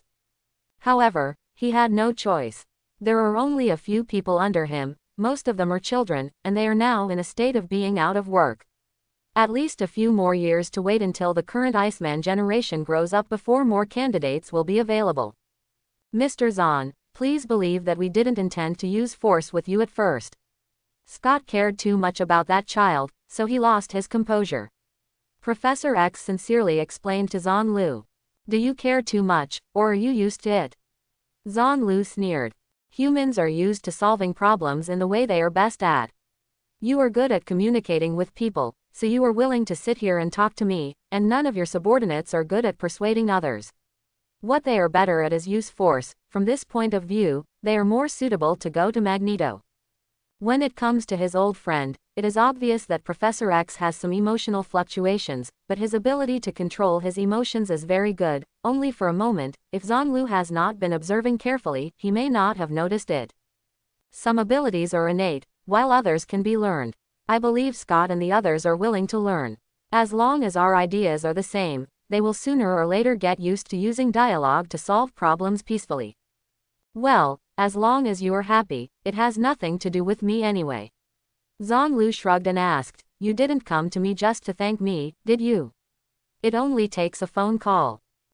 Originally, I thought you intended to take Jimmy in, so I planned to talk to you. Please pay attention to Jimmy's growth and prevent him from having wrong thoughts during the growth process, but now it seems. Professor X spoke in a very cryptic way, talking about focusing on growth and wrong thinking, but Zhonglu understood it immediately. Oh, I understand. You are worried that if Jimmy does not come to your side, but to study with me, he will be absorbed by Magneto's Brotherhood in the future. About this, I don't make any guarantees, and I don't care. Even if he finally passes the examination and becomes my apprentice, he can still join your Brotherhood of X-Men or Magneto. Professor X is very dissatisfied with Zhonglu's attitude, which completely conflicts with his teaching philosophy. Mr. Zahn, as far as I know, Eastern people pay attention to a teacher for one day and a father for life. I understand that you ignore him if he has not started. But since you have accepted him as an apprentice, how can you just ignore it?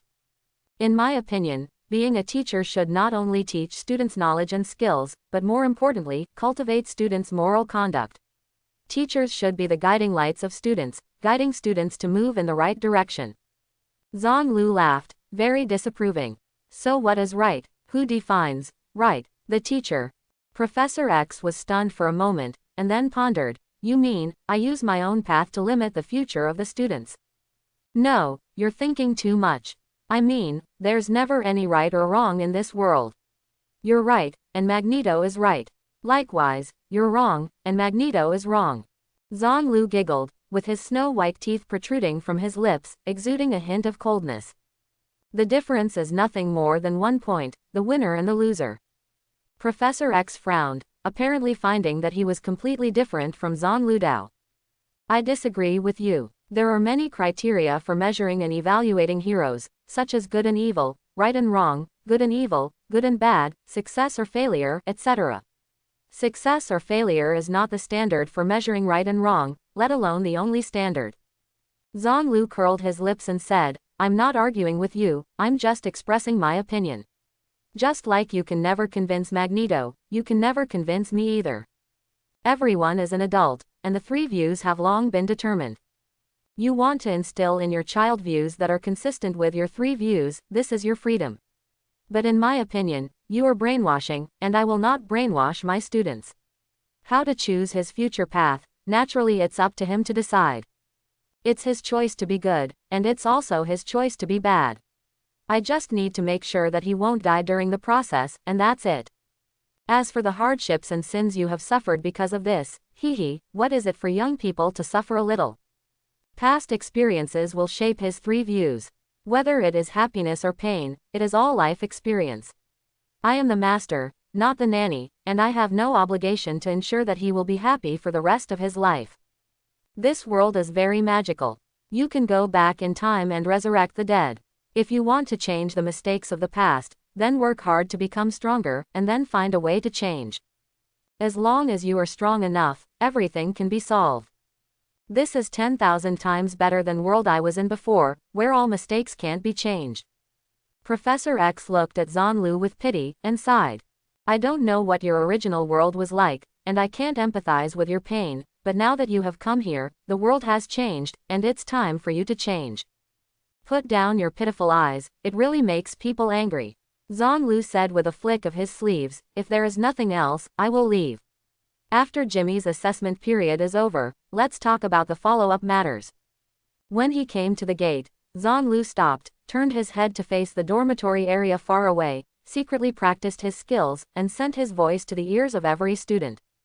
Children, if any of you want to gain great power, you can come to the Ultimate Wuliang Museum in New York Chinatown. Maybe in 3 months, you will be able to beat up your teacher. After speaking, he got up and went straight into the clouds and flew away. This is the purpose of his trip, otherwise, this guy will be useless, and he has no interaction with mutants, so why come here when he has nothing to do? Among the mutants, most of them are scumbags, but there are still many people with good qualities. If they can pass the 3-month inspection and successfully get started, they will definitely become the backbone of the sect in the future. If you're lucky and can absorb those mutants with the halo of the leading and supporting roles, that would be even better. Breaking through the limit of ultimate infinite qigong through technology is just one of the ways, but it doesn't necessarily have to be hanged on this tree. Mutant abilities and alien abilities can all be considered, and he can try anything that helps Zhan-Lu achieve his goal. As for Zhan-Lu provoking Cyclops and beating up all three of the X-Men, his essence was to show off his muscles and advertise to attract those children who had a strong need for force. As for beating their teacher, would it make them hostile and dissatisfied with him? Those children who fanatically pursue power will only worship him madly because of this, and will not be dissatisfied. And those children who are dissatisfied must be people who have a deep relationship with the X-Men, or people with similar ideas. These people are not the experimental targets of Zhan-Lu. As for these children who have not passed the assessment after 3 months, what should we do? It doesn't matter, you can turn around and sell it to Lao Wan, and get another wave of heads from him. Like Pyro, who can run away with Magneto in the future, it's no problem to take over with him now. After Zhan-Lu left, Professor X sighed, controlled the wheelchair to go out, and went to visit the 3 injured people. He wasn't too worried about others, but he was only worried about Chin Gele. If Chin had a mood swing and released Black Phoenix, it would be a big event. Although Academy X doesn't have mutants with the ability to heal, it also has a lot of black technology, so the injuries of the 3 people have basically been controlled and they are recuperating in bed. After seeing Professor X coming in, the 3 of them struggled to sit up and greeted the professor. Professor X ignored Cyclops, and asked Chin Gree first, "Chin, how are you feeling now?" Of course, Chin understood what the professor meant, nodded to him, and said, "Don't worry, Professor, there was some fluctuation just now, but I calmed down in time, and I'm fine now." Professor X controlled the wheelchair and stopped in front of the 3 of them, saying, "Our intelligence on Zhan is completely wrong. Zhan is not what I thought before. He can treat humans and mutants equally, but he is equally indifferent to humans and mutants. He doesn't care about humans or mutants. He doesn't even respect life. From his words, I can hear that he doesn't care about other people's lives. He's not our friend." Cyclops cheered up, and immediately shouted, "Professor, I knew he was not a good person. We should bring Jimmy back. We can't let him stay in that martial arts gym. Stay with that guy, that kid will definitely go wrong way." Regarding this point, Professor X hesitated. In the end, he shook his head and said, "I need to look at the specific situation." Cyclops became anxious. "Professor, what else needs to be considered? The longer you stay, the closer Jimmy will be with him. Scott, have you noticed? When Jimmy wakes up, he causes very little damage to the surrounding environment." Cyclops frowned, and Professor X continued, "Not only that, when you went to see Jimmy before, he also had very fine control over his abilities, not like a newly awakened child at all. Maybe his talent is better." Storm said hesitantly. No matter how good the talent is, it is impossible to become so exaggerated all of a sudden, just like it is impossible for a bird to fly at birth." Professor X shook his head. "I suspect that the kind of qigong developed is conducive to mutant manipulative abilities." "How is this possible? He's not a mutant." Several people felt a little unbelievable. Although he is not a mutant, qigong is supposed to regulate the mind, and his qigong can also produce superpowers, so there must be energy control exercises. So, if a person has a certain degree of self-control over the mind and body, can it also help to control the abilities of mutants? "I think it's very possible." Professor X glanced at several people and continued, I still have a doubt. Will his qigong activate the mutant gene hidden in the human body and make the X gene dominant?" Now, the 3 of them were even more surprised.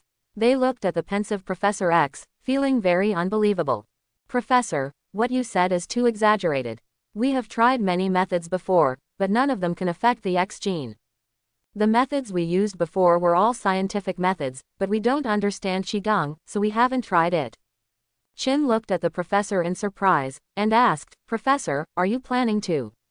"That's right, I plan to send some students with very poor ability to control to learn from him. However, I am also worried that these children will lose control there and cause a very large negative impact. This requires someone to take care of the children there." Quote. After the professor finished speaking, he looked at Storm and said, "Originally, Chin was the best candidate, but her condition is very unstable and she cannot leave Academy X. And Scott got along very badly with Zahn today, so, Orlo, I can count on you. Although you also had a conflict with him today, as long as we explain the situation clearly, he will not refuse you to go because of this. Storm nodded and said, I understand, Professor, I will take good care of the children. But, I don't speak Chinese, and what should I do with the official human attitude? Let me take care of the official affairs. I still have some contacts that I can use. As for Chinese, from now on, Chin will teach you. Similarly, in the college, Chinese courses are added, and all students will to learn. Storm hesitated for a moment and asked, Professor, can't you hire him to be a guest lecturer at X Academy? Professor X shook his head and said, Alalo, you don't understand the master-student relationship in the East. It is a different inheritance relationship from teachers and students in the West. It is much more intimate. There are many secret arts in the East. If you are not a formal master-student relationship, will not be passed on. Talk to the children, just say that in order to strengthen their studies, they will be sent to New York in batches for 3 months of intensive training. I heard Zahn before that even if he becomes a master and apprentice, he doesn't mind his apprentice joining X-Men. This is good news for us. Alright, I got it. After Zhang Lu left X Academy, he flew directly to New York, but before he got there, he saw from a distance that the tsunami in New York was overwhelming, pouring directly from the sea into New York City. New York, flooded again. Zahn 6 was very surprised. The last time New York was flooded, it was because he and Carol fought too fiercely that aroused the tsunami. So what is it this time? Could it be that Tony and Peter are doing it together? Zhang Lu looked into the distance, and saw the tsunami coming over the sky, pushing it straight like a mountain. After hitting the shore, the bottom was blocked by high-rise buildings, and it fell straight down like the sky. The waves are hundreds of kilometers long, and once they fall from the coastline, the waves can hit the suburbs, and then rush straight to the city along the road with inertia. What's more, the hundreds of meters high waves actually stood up again directly in the seawater that had been poured down, rushing straight towards the city. This is clearly not a natural disaster, but someone secretly manipulating it. Zhang Lu was suspended in the midair, looking intently. He saw a vague shadow moving back and forth among the waves. The human body and fish tail clearly belonged to the aquarium. No need to ask, this is Namor coming back for revenge. Zhang Lu was punching a hole in the water before, and was hit by Namor. He was in a bad mood at the time, and when he came out, he kicked Namor more than 100 times in retaliation. Later, when he figured things out, he went to find Ji Yuyi. As for Namor, he had long since forgotten about it. But if there is a way to heaven, he will not go, and if there is no way to hell, he will vote on his own. Namor actually leads the army to come back and take revenge. In the Marvel world, the character Namor belongs to the kind of unpopular stuff. He is a mutant, and the little wings on the back of his feet are his mutant organs, which allow him to fly in the air. He does things purely according to his mood. Sometimes he is a superhero, sometimes he is a supervillain. He has cooperated with many Avengers heroes, and he has also made enemies with many Avengers heroes. If it wasn't for the needs of the plot, I'm afraid it would have been made into dried fish long ago. This Namor really has no brains. Originally, he wasn't Zhang Lu's opponent that day. Could it be that he exploded after seeing each other for a few days? Zhang Lu was about to go into the water and kill Namor casually, when he saw a red light flying out of the city, and he knew it was Tony Stark from the red paint on the mech's outer bag. It seems that he has not seen him for a few days, and he upgraded the mech again. That being the case, Zhang Lu also gave up the idea of using force in the water. The master has something to do, and the disciple will do his best. Let Tony, a pacifist, see what it's like to fight. Maybe he can continue to advance 2 levels. At this time, a flash of lightning also shot out from the city. Clearly it was Peter.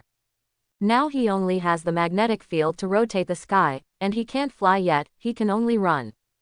In fact, after reaching the state of magnetic field rotation, Peter can completely hide the electric light in his body, so that the energy will not leak out at all, but he just imitated his big brother's flirtatious personality, deliberately leaking the electric light for one purpose, to look good. According to Tony's words, that is, there is no thunder and lightning around Thor. Is that plausible? Zhang Lu didn't take it seriously, but Peter was a little fan of Tony, and he took Tony's words seriously, so he has been like this all along. Young people can't learn a lesson unless they are beaten several times by the society, and today is the time to make up lessons. Zhonglu pulled his body up again, came to the stratosphere, and stared at the two apprentices below. I saw the two exchange something with each other, and then plunged into the water separately. Zhonglu watched patiently for a while, and saw somewhere under the sea, suddenly the sea water bulged upwards, forming a huge ball, which lasted for a while before falling back to the surface again. And the huge wave that was trekking towards the city center in the distance lost its sustaining power and collapsed suddenly, submerging the surrounding area into a swamp. It seemed that there was a fight, but it was unknown who found Namor first. Below the surface of the sea, it was as if it was boiling, and huge waves were stirred up by the aftermath of the two people's battle, and then they rushed to the shore wave after wave. When Nizanroku and Carol fought, they had already reached the realm of the 9 heavens of magnetic field rotation, which was much stronger than the current 2, but Namor was the king of the sea and had the power to manipulate the sea. Therefore, the waves aroused by this battle are no less than those of that day. Suddenly, the waves rolled up, and a beam of thunder broke through the water, stepped on the sea surface, and fled towards the shore. Then, the surface of the sea bulged upwards, and then Tony also broke out of the surface of the sea and flew into the air.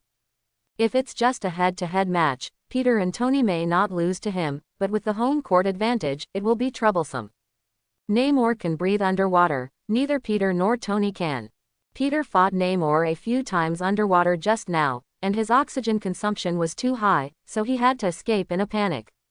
As for Tony, this guy is a long-range fighter, manipulating the magnetic field underwater to control the water flow to attack Namor. The effect is 0. Later, he switched to using a force field to restrict Namor's movements, which was more or less effective, but in the water, the current could push Namor to move, and Namor didn't need to use force at all. After several attempts, Peter, who was standing in front of him, retreated.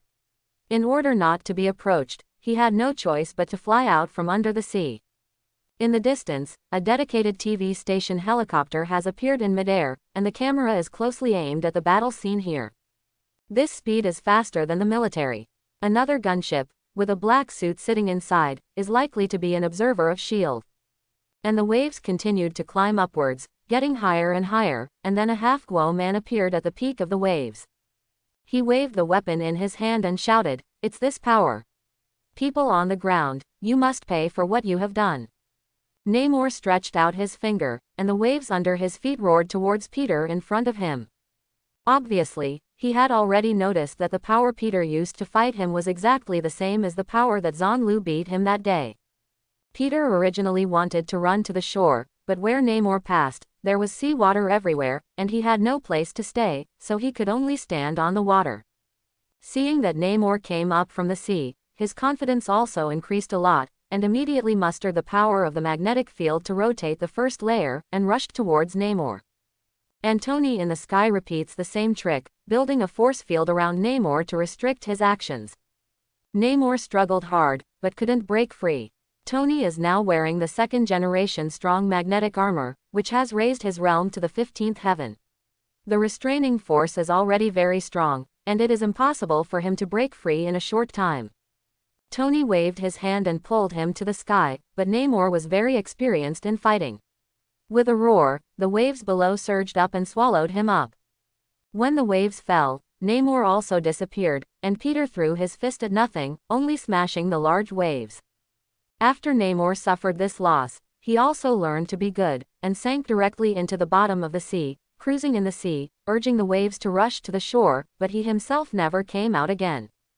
The military's air force arrived late, but there was still nothing they could do about Namor, who was underwater. As the waves kept pushing toward the city center, the water level in the city was getting higher and Namor's home field advantage was getting bigger and bigger. Those bigwigs in the city had already fled away in a private helicopter as soon as the incident happened, but the monks could not escape the temple if they escaped, and their property is still here. After confirming their safety, the dignitaries who arrived in the safe zone also remembered their own property, so they couldn't sit still, and they called the powerful people in the government to put pressure on it, demanding a quick resolution of the matter. But the things under the water surface, aircraft and tanks are useless, so we had to find professionals to deal with abnormal events, so the black corned eggs appeared again. After Nick came to the scene, he first called Tony and Peter over and asked them to lead a team of SHIELD agents into the water to fight, but they both refused in unison. The current Tony and Peter, neither of them have the awareness of superheroes. Saving people is influenced by their own moral values, but let them sacrifice their lives in order to be heroes, so it is better to avoid it.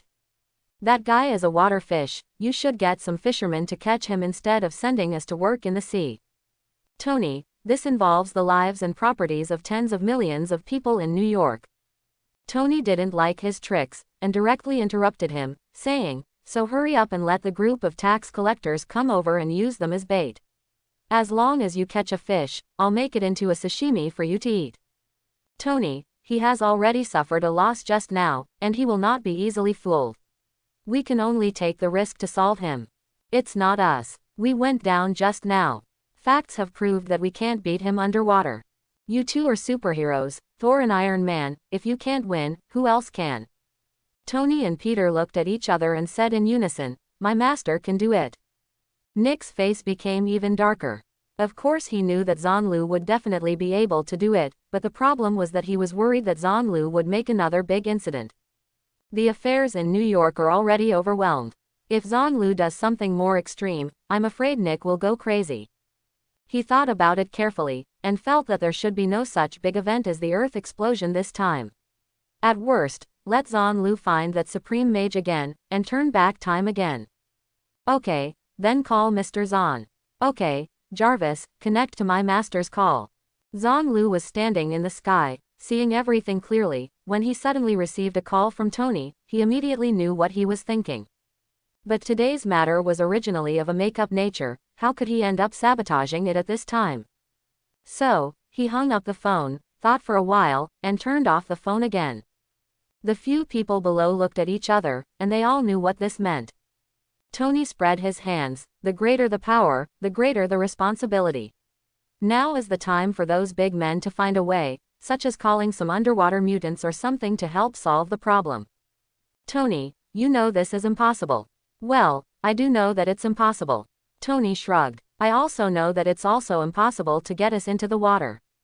Nick thought about it carefully and asked, is the reason why you don't want to go into the water because of the oxygen problem? If that's the case, I have a solution. Tony turned his head and looked at Peter. He was a long-range man, and Peter was the main force in the water. Peter thought for a moment and said, if the oxygen problem can be solved, I think I can go in the water and try it. But it is useless to have an oxygen tank. The water seems to be against me all the time. I am worried that the water will pull out my oxygen tube. Okay, I'll have someone prepare an oxygen device. Don't worry, this is alien black technology, just bite it in your mouth, and it will definitely solve the problem of underwater breathing. Nick immediately ordered someone to bring things over, and soon, Tony and Peter got the so-called oxygen device, which looked like a half-face mask, with a pacifier-like protrusion at the mouth.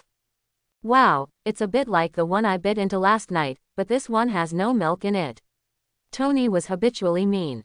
This thing can last for an hour, and you can bring a few more spares with you. If you can't kill that guy, drive him away, and then consider the follow-up issues after the flood in New York City is receded.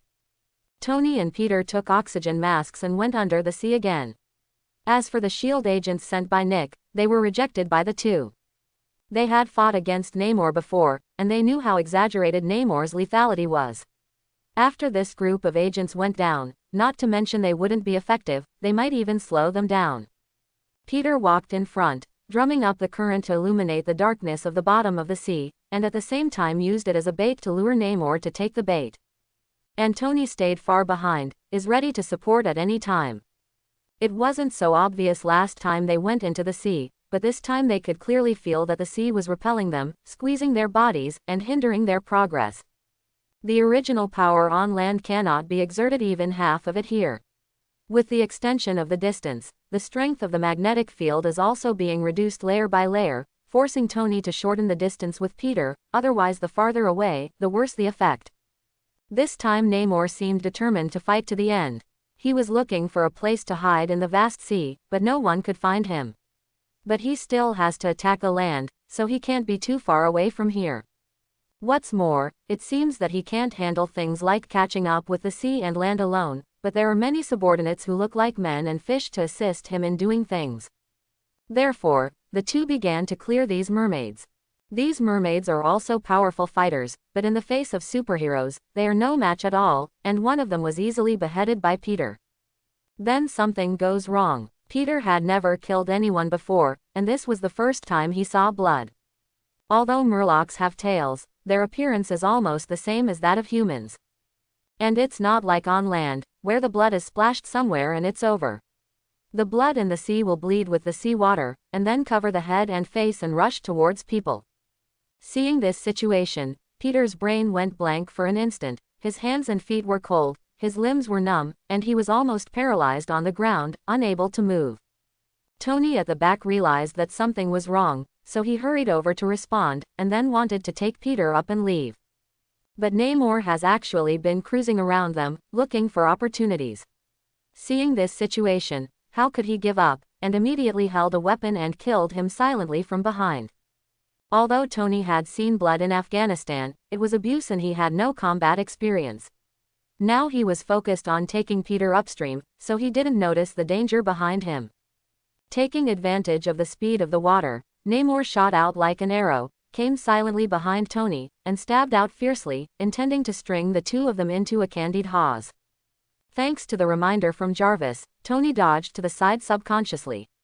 The shot missed Tony, but passed straight through Peter's stomach in a daze. Tony was frightened and angry, and hurriedly pushed out with his palm, building a defensive force field and bouncing Namor away. Namor drew his gun back, but did not leave, but circled around the two of them, looking for an opportunity to come back again. With the help of the current, Namor's speed in the water is faster than Tony's. Whenever Tony wants to float up and leave, he will pounce on him to harass or attack him, entangled Tony. He made up his mind that Peter would bleed to death.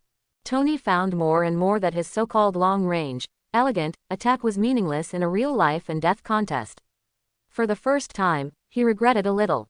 He should have learned some moves from his master back then, at least he wouldn't be so passive now. When Namor pounced again, he finally gave up using the force field to defend, but let Namor pounce on him, and then punched Namor heavily. Although he doesn't know martial arts, his realm is here. Although the increase of his realm by the strong magnetic armor is relatively illusory, and the effect is less than the actual realm, but it is definitely genuine power for fighting. True. His punch was full of the 15th heavenly power. Even without the blessing of martial arts, he still sent Namor flying with his punch, making Namor knock out a long white trail in the water. The force of this punch was too great, and the force of the counter shock exploded around him, directly blasting the surrounding sea water into a huge spherical shape, which lasted for a few seconds before falling back down.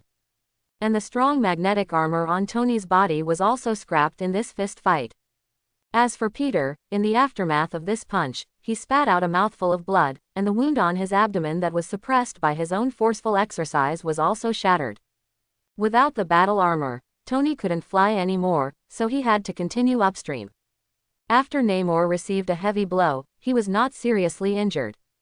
At the beginning, he was kicked by Zhanlu more than 100 times, but Zhanlu didn't use any force, and the humiliation was more important. This is also an important reason why he misjudged Zhanlu's combat power.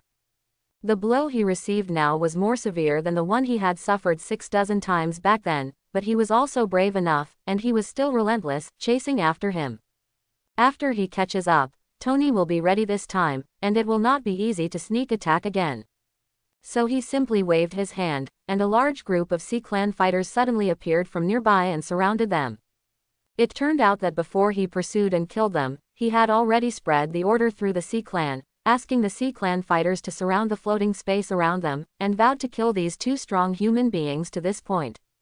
Tony hugged Peter with his left hand, paddled with both legs, and rushed towards the group of sea warriors. This group of warriors are all Talokan warriors. They are all battle-hardened and often besieged and killed powerful sea beasts. Therefore, they divide labor and cooperate. Someone will quickly take the place of the deceased. This group of fighters is very good at choosing targets. Most of their attacks are aimed at Peter in Tony's arms, which makes Tony even more overwhelmed and flustered. And Tony has to allocate more energy to deal with Namor, who may attack at any time behind him, and the speed of his ascent is obviously affected. Seeing that Peter's condition is getting worse and worse, Tony is also getting more and more anxious. After killing a Sea Clan warrior who attracted his attention again, Namor pounced on him again. The only remaining magnetic field of Tony's luck turned the power of the sky, and Namor once again punched hard.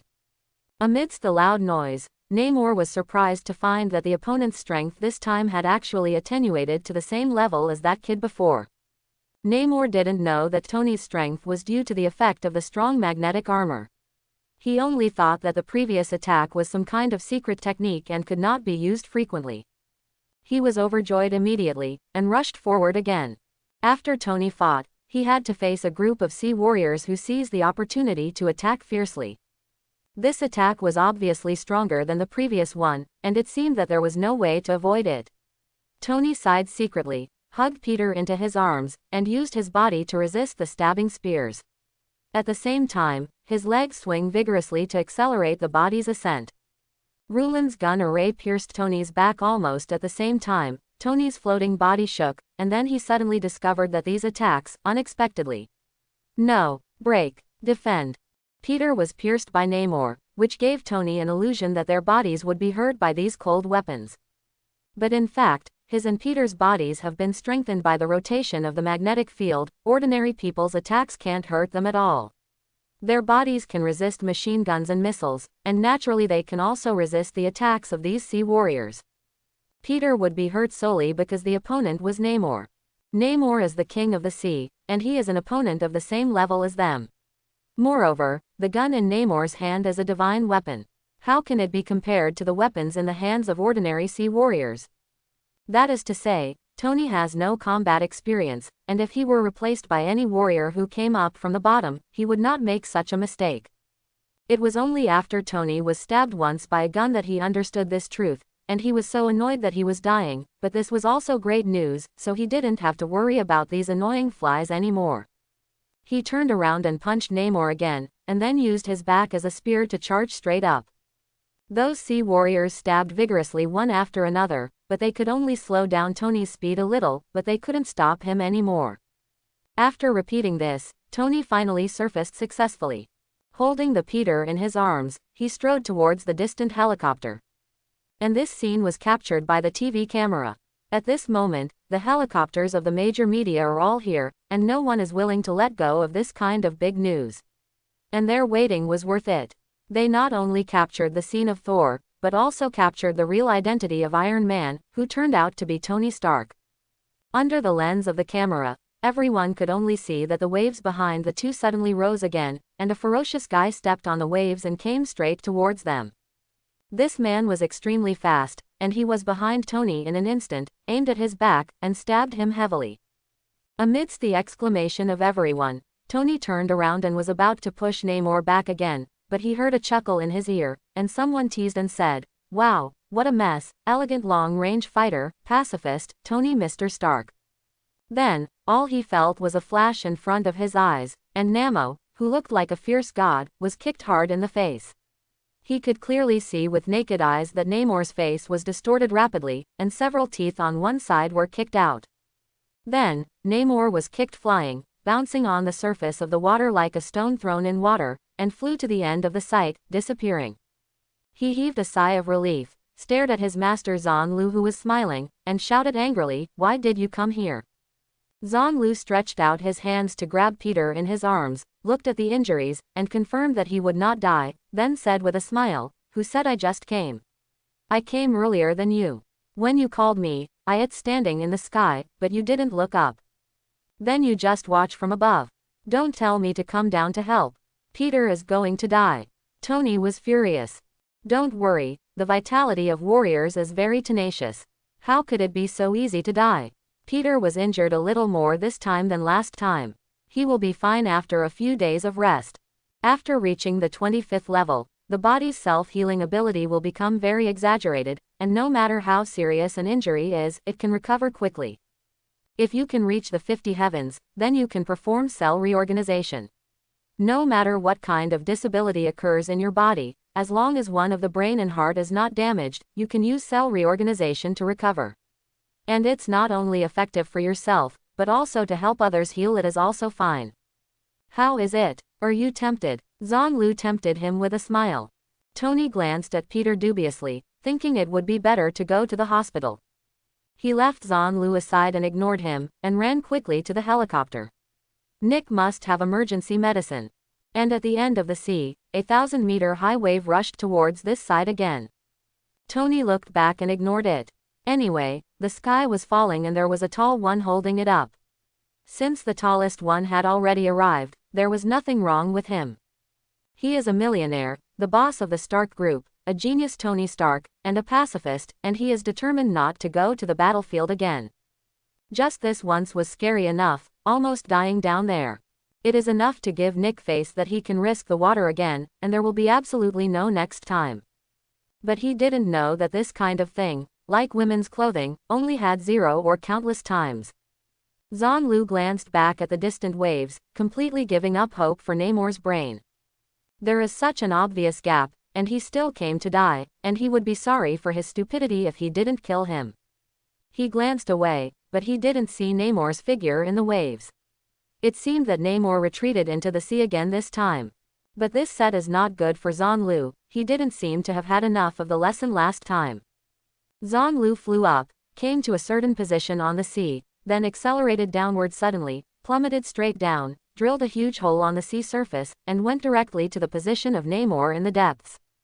This huge hole only lasted for a few seconds before it was filled with the surrounding seawater.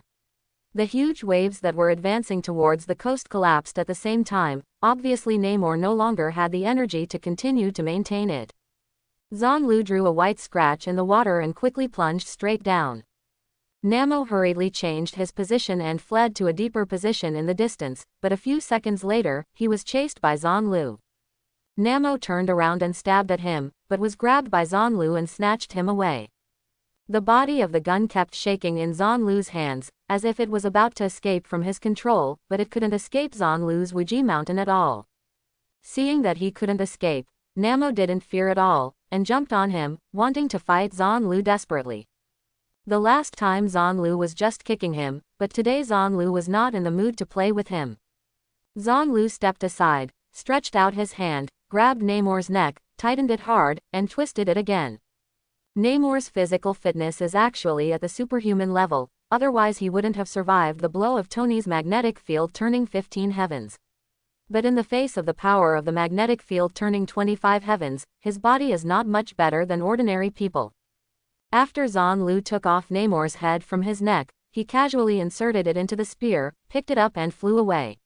Only Namor's body remained, leaving it where it was, waiting to be fed to the fish. Not long after, a group of sea warriors came here and found Namor's body. After some discussion, they took the headless body of their own Sea King and went deep into the sea. Zhang flew directly back to the martial arts hall. There was also a flood here, and the yard was full of water. Faced with this problem, Zhang had no choice. He tried to swing the artifact spear, trying to drive the water out of the yard, but didn't give any face. It didn't do anything. Zhang simply stuck the spear upside down beside the main hall door, and the tip of the spear charged forward, with Namor's head stuck in it. With Namor dead, the flood will surely recede, but this process may take several days, and it is necessary to find a place to live and stay for a while. Anyway, in such a big flood, it is impossible for some disciples to come to practice, and there is no place for them to practice in the courtyard of the martial arts hall. What should I do if I have difficulties? Looking for Big Brother. Although the eldest brother is not a monkey, he is good at everywhere. Zhang was never polite to Tony. When he needed money, he asked him for it. When you need him to do something, tell him to do it. These are all my apprentices. Does the master need a reason for the apprentice to do things? Tony didn't care about these things either. He had plenty of money, and as for doing things, it was basically just a phone call, and he didn't have to do it himself. After calling Tony, Zhang came to the hotel with the highest floor in the city center. Although the lower 2 floors of the hotel were flooded, the upper floors remained intact. Even, because many people suffered disasters, they had to take a boat to stay in the hotel, which instead made the hotel a lot of money. Zanlu flew directly to the temporary lobby on the 3rd floor. After successfully checking in, he was respectfully sent to the top floor presidential suite by the lobby manager. After ordering dinner through the hotel, Zanlu was enjoying Michelin-level food when the door slammed and a black stewed egg came in. Nick came to Zanlu and sat down familiarly. "Mr. Zahn, S.H.I.E.L.D. has been very polite to Mr. Zahn since the time was turned back last time. Now I have something to do. I want to ask Mr. Zahn for help. Of course, we will pay you accordingly." "What's the matter?" Zanlu put the cut steak into his mouth and chewed it carefully. "I would like to ask Mr. Zahn to contact the Supreme Mage, and ask him to help turn back the time in New York and save the tens of thousands of civilians who died today." "Wake up, it's dawn." Zanlu Bai glanced at He Dandan. "What are you dreaming about? Just for such a trivial matter, do you want the Supreme Mage to take action? This is as nonsense as going to the president to offer condolences after your family's head sheep died." Nick exclaimed excitedly. "This is no small matter. Hundreds of thousands of people died this time. Okay, stop pretending in front of me. Make it sound like you care about human life." Zanlu ate steak and drank red wine slowly. "Those who were drowned by the flood must be poor ghosts, right? All the great people live on the dapping floor." Nick stared at him for a while, saw that he looked calm, that he should eat and drink, and knew that he couldn't be fooled, so he stopped acting and changed to a sub-style. He directly reached for the wine bottle and poured himself a glass. "Romani Conti, really tasteful." He looked at the label on the bottle. "Why don't you spend the money of a big dog, make yourself more comfortable?" Zanlu raised his glass to him. Nick raised his glass and touched him lightly, took a sip of the wine, and said with a smile, "Not all the big shots like to live in flat floors, there are many who like to live in villas, and some have their own manors in the suburbs." Quote. "Which unlucky guy died?" "A certain important person in Washington. His death was an accident, and all the people involved were completely unprepared. It can be said that as long as they can bring him back to life, those people are willing to pay any price." Nick pointedly said. "Really?" Zanlu said casually. "If Mephisto is here, wouldn't it be a lot of money?" "Mephisto, is it the name of the Supreme Mage?" Nick asked tentatively. Zanlu glanced at him. He was most annoyed by these old fools, who always go around doing everything. Obviously he only needs to ask, "What's the name of the Supreme Mage?" But he doesn't, he must. It takes a few bends. "No, that's a big devil, what you call the devil in hell, and a devil king." Zanlu didn't cooperate with him. "Since you don't ask, then I will ignore you." "The devil, is there really God in this world?" Nick looked like a curious baby. "Aren't you the director of S.H.I.E.L.D.? You're in charge of this, why ask these low-level questions? Don't say you haven't come into contact with these things." Nick raised his glass and drank again. Sure enough, it is really convenient to talk about things at the wine table. When encountering embarrassing situations, all you need to do is drink. Putting down the wine glass, Nick changed his face again. This guy talked to people and talked to people. He was worthy of being the king of secret agents. "Mr. Zahn, I think you have a straightforward personality, so you just cut straight to the point. Is it convenient for you to talk to the Supreme Master and ask him to help revive a few people?" "Inconvenient." Zanlu refused without even thinking about it. "I know that things like resurrecting people must be expensive. Please help me to consult the Supreme Mage and see if he needs anything. We can provide it." Nick still did not give up and continued to lobby. Of course, no matter what the Supreme Mage decides in the end, S.H.I.E.L.D. will remember this kindness, and thank you, Mr. Zahn, for a generous gift. "She doesn't need anything." Zanlu refused without raising his head. Mr. Zahn only needs to send a message from the middle. Even if he is rejected, I have no problem. After all, I am just a middleman who collects money to send the message. No need to send a message, she doesn't need anything, and she won't agree to such a thing. May I take the liberty to ask, why Mr. Zahn doesn't want to spread the word? After all, it only takes a phone call, and Mr. Zahn has nothing to lose. Zanlu put down his chopsticks, picked up a tissue to wipe his mouth, and asked. "Nick, you're going to call your botanist friend because a green onion died in your backyard and ask him if he'd fly over from China and bring that green onion back to life. Important people, what kind of green onions are they? If I do this, I will definitely be laughed to death by that bald man, and I will be laughed at for the rest of my life. Oh, the bald man I am talking about is not you, I am talking about another bald man. The Supreme Master is also a bald man, you will be very sad have a common language. Zhang clearly pointed at the monk and scolded the bald man, but Nick could only accept it and pretended not to understand. Moreover, he really didn't understand the bald man in chapter 6, because he didn't know that the Supreme Mage was a monk, and the Chinese pronunciation of he and she were indistinguishable, and Nick didn't know that the Supreme Mage was actually a woman. Nick shook his head regretfully, got up and left. After leaving the hotel and boarding the helicopter on the roof, Nick had a gloomy face and was in a very bad mood. The information obtained from Zhang Lu's mouth just now made him feel very heavy. The death of a few so-called big men is not worth his trip here at all. His purpose was very clear from the beginning, and he came to face Zhang Lu and the Supreme Mage.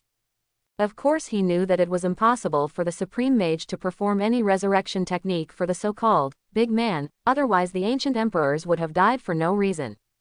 Originally, they wanted to bring the relationship closer through some small requests. And friendship is something that evolved from helping each other from childhood to adulthood time and time again.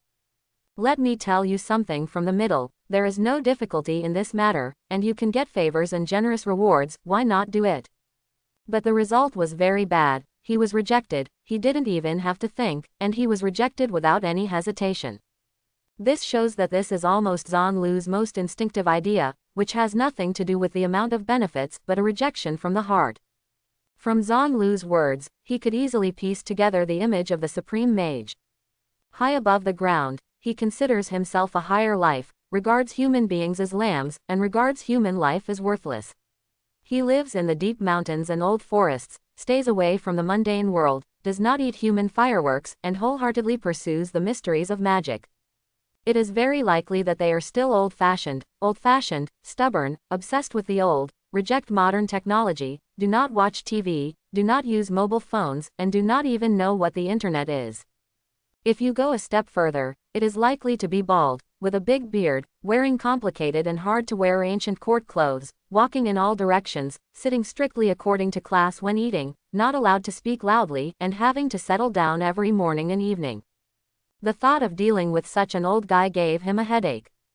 But for the safety of the earth, no matter how difficult it is to deal with people, they must try to get in touch. As long as you are human, you must have flaws, just collect information, and then do what you like. As the king of secret agents, Nick doesn't trust anyone. He didn't completely believe Carol's words, but the alien battleship hidden in outer space faithfully recorded the whole process of Zhang Lu's battle at that time, and the whole process of the Earth's explosion and reshaping by time backwards.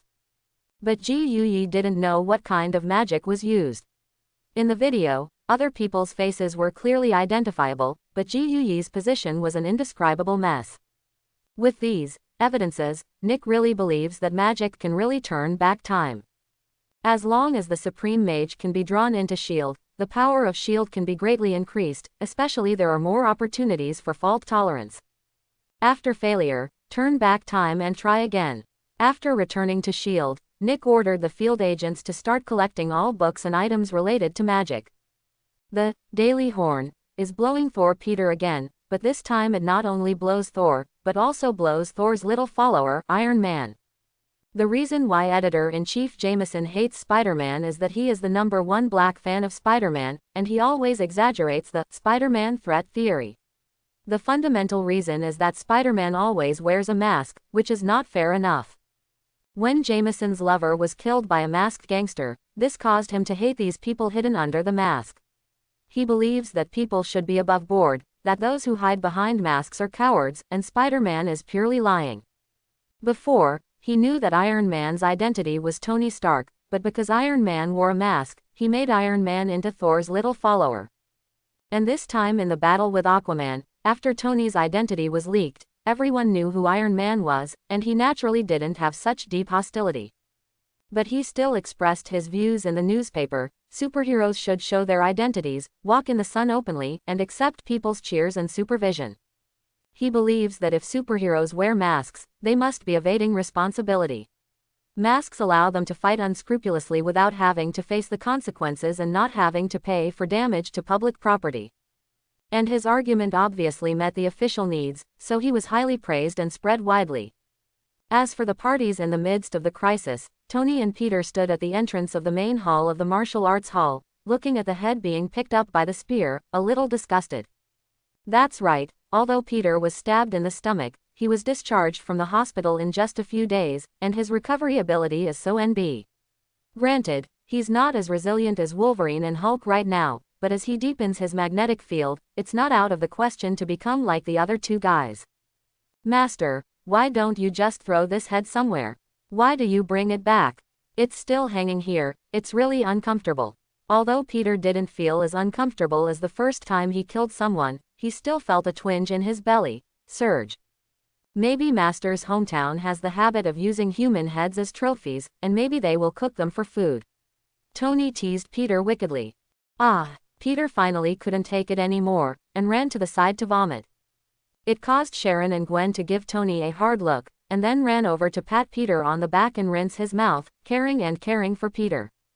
What's the situation? It was the first time Tony was angered by a beautiful woman, and it was too, so he couldn't help but be surprised. He pointed to Peter with his finger, then pointed to the two women, and looked at Zhang-Lu with a questioning look. Zhang-Lu was speechless and nodded silently. Tony gasped, and looked at Peter in surprise with the eyes of a fellow man. In fact, Gwen should have some interest in Peter, but Sharon is much more sensible. I am afraid that she still has a little affection for him at present, and she treats Peter more like taking care of her younger brother. But Zhang-Lu didn't bother to explain to Tony Fei, why did he care so much. He simply and rudely classified the three of them into the category of love triangle, and let Tony eat melon slowly. After making a fool of himself, Tony left Peter alone, entered the main hall by himself, and said to Zhang-Lu in the hall, "Master, I want to learn martial arts." Zhang-Lu laughed loudly. "Very well, it seems that the last remedial class was not in vain. You finally realize that the right way is to punch to the flesh when the magnetic field turns." Zhang-Lu knew that Tony had a good face, so he didn't provoke him too much. If he became angry and quit learning, wouldn't it be a waste of his hard work? Supplementary lessons are good, but they are expensive, and there is no second Namor who will come to your door as a teaching tool. Among my martial arts of the ultimate Wuliang school, whether it is fists, swords, body skills, hard skills, etc., they have everything that one expects to find. Which one do you want to learn? Which one runs faster? Zhang-Lu's face darkened, and he said angrily, "I thought you wanted to learn how to fight, but who knows that you are always thinking about running away. You don't need to learn running away. After you can fly, you must be faster than 2 legs." Hee, I'm just kidding, Master, don't get angry. Tony smiled embarrassingly. "Actually, I want to learn hard skills." Is this hard skill hard to learn? Do you have to keep beating with heavy objects? What you are talking about is external power. The ultimate chi I sent is a hard power that integrates offense and defense. It all depends on the use of energy and does not require external force. Otherwise, your current body cannot be broken by even a machine gun. Who will exercise for you? Tony was overjoyed. "That's great, let's learn this." "Okay, then I'll pass on the ultimate stellar energy to you, and you can also minor in boxing and kicking kung fu, which can be used in conjunction with the ultimate stellar energy to complement each other. Then, the ultimate emperor's legs, the strength of the lower body helps to become stronger." Tony's expression became strange again. "Dogs can't change eating shit." Zhang-Lu immediately taught Tony the formulas of ultimate stellar energy and ultimate emperor legs, and then spent another day explaining them word by word, and then talked about some common problems that may be encountered during practice. This martial art should not be able to use technological means to cheat. The next level of cultivation depends only on yourself. If you encounter any puzzles, you can call me at any time. "Okay, Master, I will come here often in the future." "No, every time you come, you harass the female disciples here, so that they can't concentrate on practicing. It's better to come less. It's enough to have Peter here. Anyway, you have already stepped into the realm of magnetic field rotation, there is no need for the extremely fast magnetic field here." "You're wronged, Master. It's clearly Peter who is harassing the female disciples now," Tony said, pointing his chin at Peter who was surrounded by female disciples. He was explaining the main points of martial arts practice. This is what a senior brother should do, but you have never done it, so you are ashamed to say it. Tony coughed dryly, and said, nonsense, I'm too busy during the day, so I usually teach at night. Get out. Zhang Lui waved his hand and threw him out again. Tony had long been used to this kind of treatment, so without saying a word, he patted and left. After returning to the villa, he came directly to the laboratory. How's it going, Jarvis? Got something. The firewall of S.H.I.E.L.D. is relatively difficult to crack, so in order not to startle the snake, I only obtained some low-authority data. Is there anything I should know? Here's a video that I think you should want to know about. At the same time, in S.H.I.E.L.D., Nick received a call. Nick, the item has already been taken away. It is mixed with a pile of confidential information, and the other party will not suspect it. Okay, I see. Clean up everything. There will be no record of this matter. Clear. Nick hung up the phone, got up and came to the French window, looking at the dark clouds in the distant sky. His eyes were deep, and he didn't know what he was thinking. I hope everyone will support it and subscribe more.